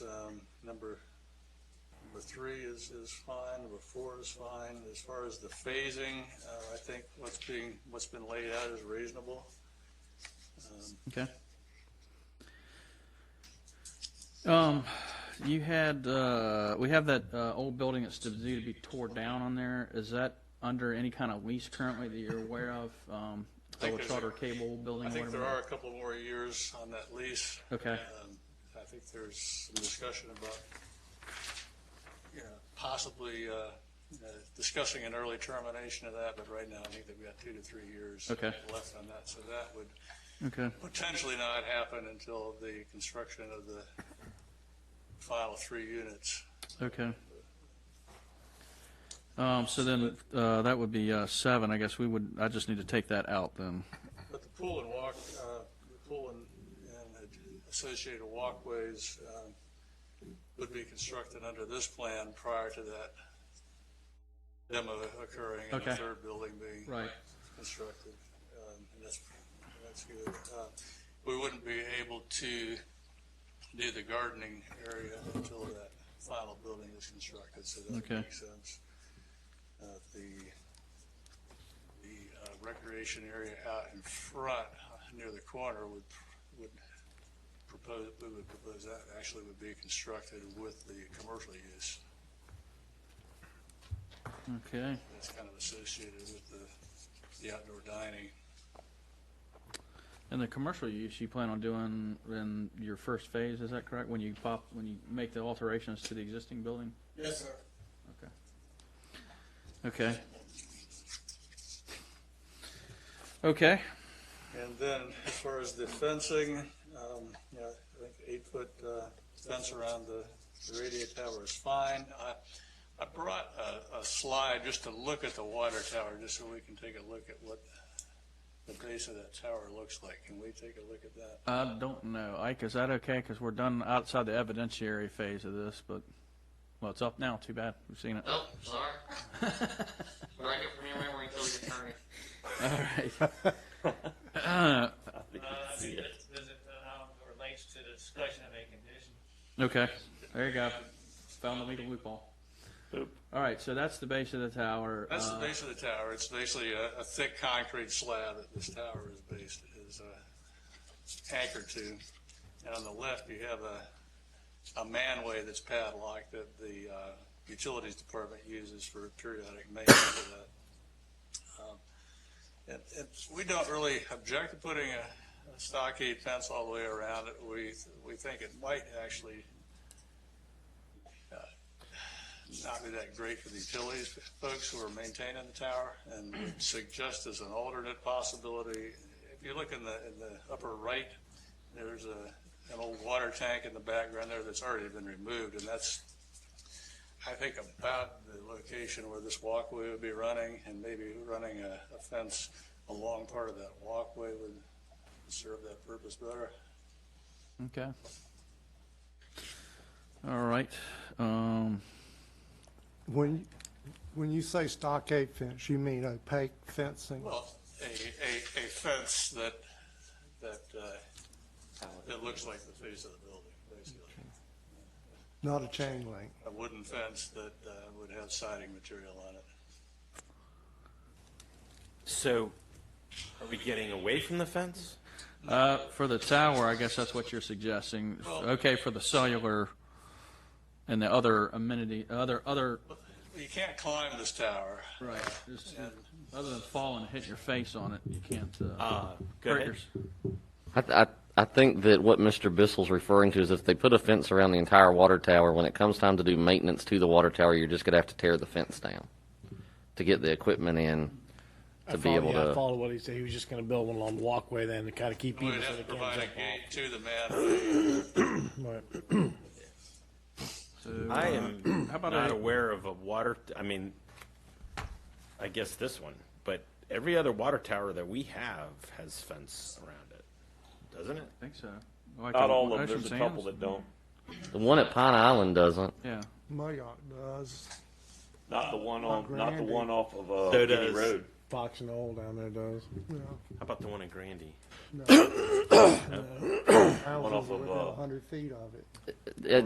Okay. Well, Part of the issue could be that with a site that's got these kind of constraints, the fence would need to be so close that it would be difficult to get the equipment in, so you can then climb the tower to No, I clean it. And understand that, but if it's got to have a fence, it's got to have a fence. Sorry if that impacts the use of the facility. I just. And a lot of times your access ladder is on the outside of a water tank, and they've just taken the bottom section of the ladder off, but you can actually still get to it. Well, this one I think has a This one ladder on the that's inside, right? internal. Yeah. But that's how you get to where the antennas are all on the top, normally. Through this manway that's Right. already. that's down. Okay. Um, My liability. Wait a minute. what about going with a different type of fence? Just some kind of something, I don't know, or Big configuration, maybe. just a typical, I don't even know. Chain link could be ugly as. Yeah, just a 4-foot fence or something, just to keep people out of there or away from it. you know, like The down term, the walkway. the you're term talking about? attractive nuisance Walkway. comes to mind. I think he So who proposed owns putting the something on tank? walkway. We do. The thing about an opaque or a fence like that is it raises people's curiosity. What's in there? What's in there? Right. All they got to do is look up, and that'll answer the question. What's at the base of it? Yeah, that's a good That's point. what it is. Pot of gold. Could you just change the language of number 5? Take out existing water tower, and then Take out the. add to that one at the end the fencing. I mean, instead of around the base of the water tower, just around the base of the cellular tower, and then along the walkway. Yeah, of along the the walkway. That's water what tower. I was headed down along the walkway. So you do just a typical handrail picket, Outer Banks Rail fence. or handrail something. down a walkway. one other suggestion would be you could always just put a condition that they have to install some kind of fencing that is agreeable to the utilities director. Electric fence. so that he has input in. Okay, all right, so is that what we're agreeing to then? Well, right now, I was writing down to do a walkway handrail to keep people, to provide that buffer, and they just scoot along as they go over to the pool from the back buildings that will eventually be built. And then you're fencing in the utility stuff around that on the southern side of where it buffs up. So that takes care of that. Anything else in there that was jumping out at you guys, Mark? Okay. The board, does any board members have any other comments or questions? You're going to include in number 1 that it does not include the existing renovation of the building. Exclude the existing building. Actually, on that one, we would need to have a major site plan to address the renovations of the existing building, because we are going from a commercial building to a residential. But, that could be the major site plan for that particular building, and then the next site plans, once they're a little further along with their planning, could be in the next phases. Is that? Well, I guess the question is how, we can't issue a building permit to add another level to that existing building without having building plans that show what's going to be in the building, which is going to be understory dwelling units. So, And those plans are complete. Close to having a major site plan ready to submit for that, if not already there, on a matter of sitting down in February. So if we do that, we're going to trip you guys up another 90 days or so. You submit site plan, and then you come back in for the next phase. They have to go back. Major site plan involves a major stormwater plan. It involves a formal submittal and a formal TRC in response and so forth, whereas a minor plan is a rolling submittal, and we've actually already been through almost to the completion of that process twice already. And so we were hoping just to be able to bring that to. Are you saying you do a minor site plan? Do a minor site plan for the building. Okay.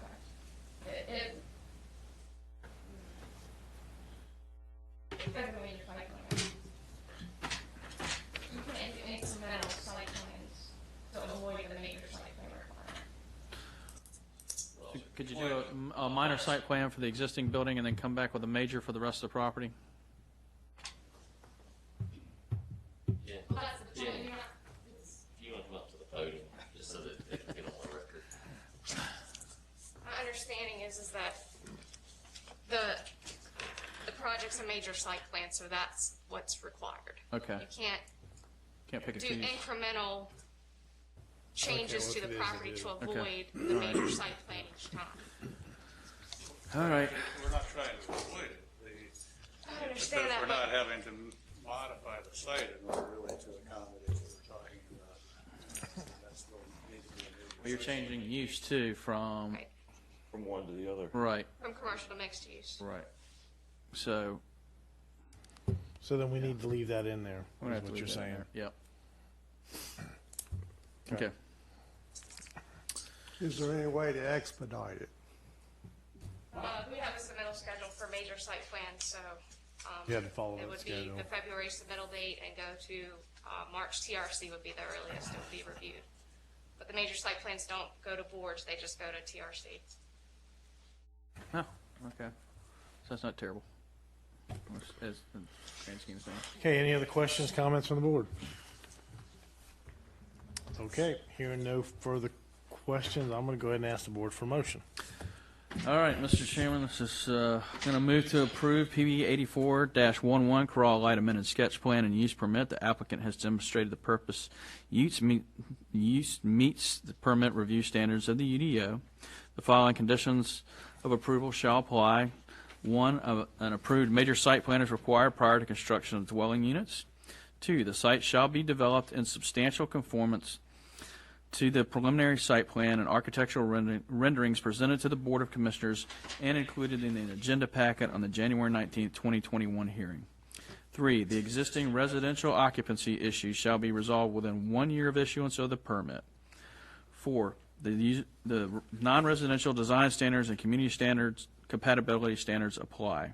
5, a minimum 8-foot high fence using materials that are the same as or of equal quality to the materials used for the building facade shall be installed around the cellular tower, and a handrail shall be installed along the walkway to prevent some manner of resistance to getting over to the water tower. 6, open space activity areas must be completed prior to or in conjunction with the final approval of any residential spaces, to include the pool and cornhole areas called out on the sketch plan. All buildings will be built in the same manner and design as submitted in the sketches provided in our packet. All materials to be in harmony and matching the design standards of Corolla Light Architectural Review Standards, to include exterior color choices, with the exception being the garden area being allowed to go in the final phase of construction. 1, the use will not endanger the public health and safety. The applicant has proven through direct testimony and years of living on the property that people can reside on the property, and the use of fencing to ensure the safety of visitors and residents alike is done at any facility of this type. The applicant has further demonstrated the uses on the property to be passive and on an as-needed basis for maintenance only. Adequate public facilities are available to the site. Transportation, the existing entrance on Shad Street will use with no direct connection to NC 12. Sufficient water and wastewater are available, and water flow will meet applicable ISO standards. Stormwater will be collected and infiltrated via the existing basin on Shad Street. 2, the use will not injure the value of adjoining or abutting lands and will be in harmony. A, the applicant has demonstrated through expert testimony the use is in harmony and will not injure values of neighboring properties. The presence of large trees and understory trees and shrubs will be used to provide adequate screening, and any heritage trees removed will be replanted as per the UDO requirements. The use of walkways and the addition of adequate parking spaces will alleviate any parking issues, and the removal of unused building and the addition of a loading zone will provide adequate access for maintenance concerns and loading and unloading of goods and services. B, to the north and within the Corolla Light PUG, commercial and residential mixed uses exist within the Corolla Light Town Center. To the south, higher density duplex style single family units exist. To the east, 2 residential lots exist, one being developed and the other vacant. 3, the use will be in conformity with the land use plan or other officially adopted plans. Specifically, the 2006 land use plan classifies the site as full service. The proposed use is consistent with policies of this plan, including policy OB3. Policy HM5 encourages affordable housing needs. The proposed units will help to fill a much-needed housing type in Corolla. Policy ES1, new development shall be permitted to locate in areas with suitable soils and where adequate infrastructure is available. And policy HN1, appropriate densities. The proposed site is below the maximum density for this site. 4, the use will not exceed the county's ability to provide adequate public facilities. A, utility services are proposed for this site. Adequate wastewater and potable water are available. All right, we have a motion. Do I have a second? I'd second it. Okay, thank you. We have a motion and a second. Any further discussion on this? Hearing none, I'll ask for a vote. All in favor? Aye. All opposed? Okay, motion carries 6-1. Thank you. Thank you. The next item is new business. And under new business, we have item A, board appointments. And I believe these are all reappointments. Yes, sir. Mr. Chairman, I will move to include those as a slate, and I would like to add Brenda Parrish, Donna Corbo, Michael Shannon, Mary Simmons, and Barbara Snowden. All right, we have a motion for. Second. Did I miss one? Joanna DeBello. Oops. Yeah, Joanne DeBello. Oh, Joanna DeBello and Joanna DeBello. Okay. Sorry, that's what I was checking her. Oh, okay. All right. We have a motion, and do I have a second? Second. Okay. Any other further discussion? All in favor? Aye. All opposed? Motion carries. Thank you. The next item is the consent agenda. Move for approval. Second. Motion is second. Any other discussions on this? All in favor? Aye. All opposed? Motion carries. That concludes all the agenda items. I'll ask for a motion for adjournment. We have a motion. I'll second it. Have a second from Mr. Cord. All in favor? Aye. All opposed? Motion carries. Thank you, everyone. We will see you Thursday.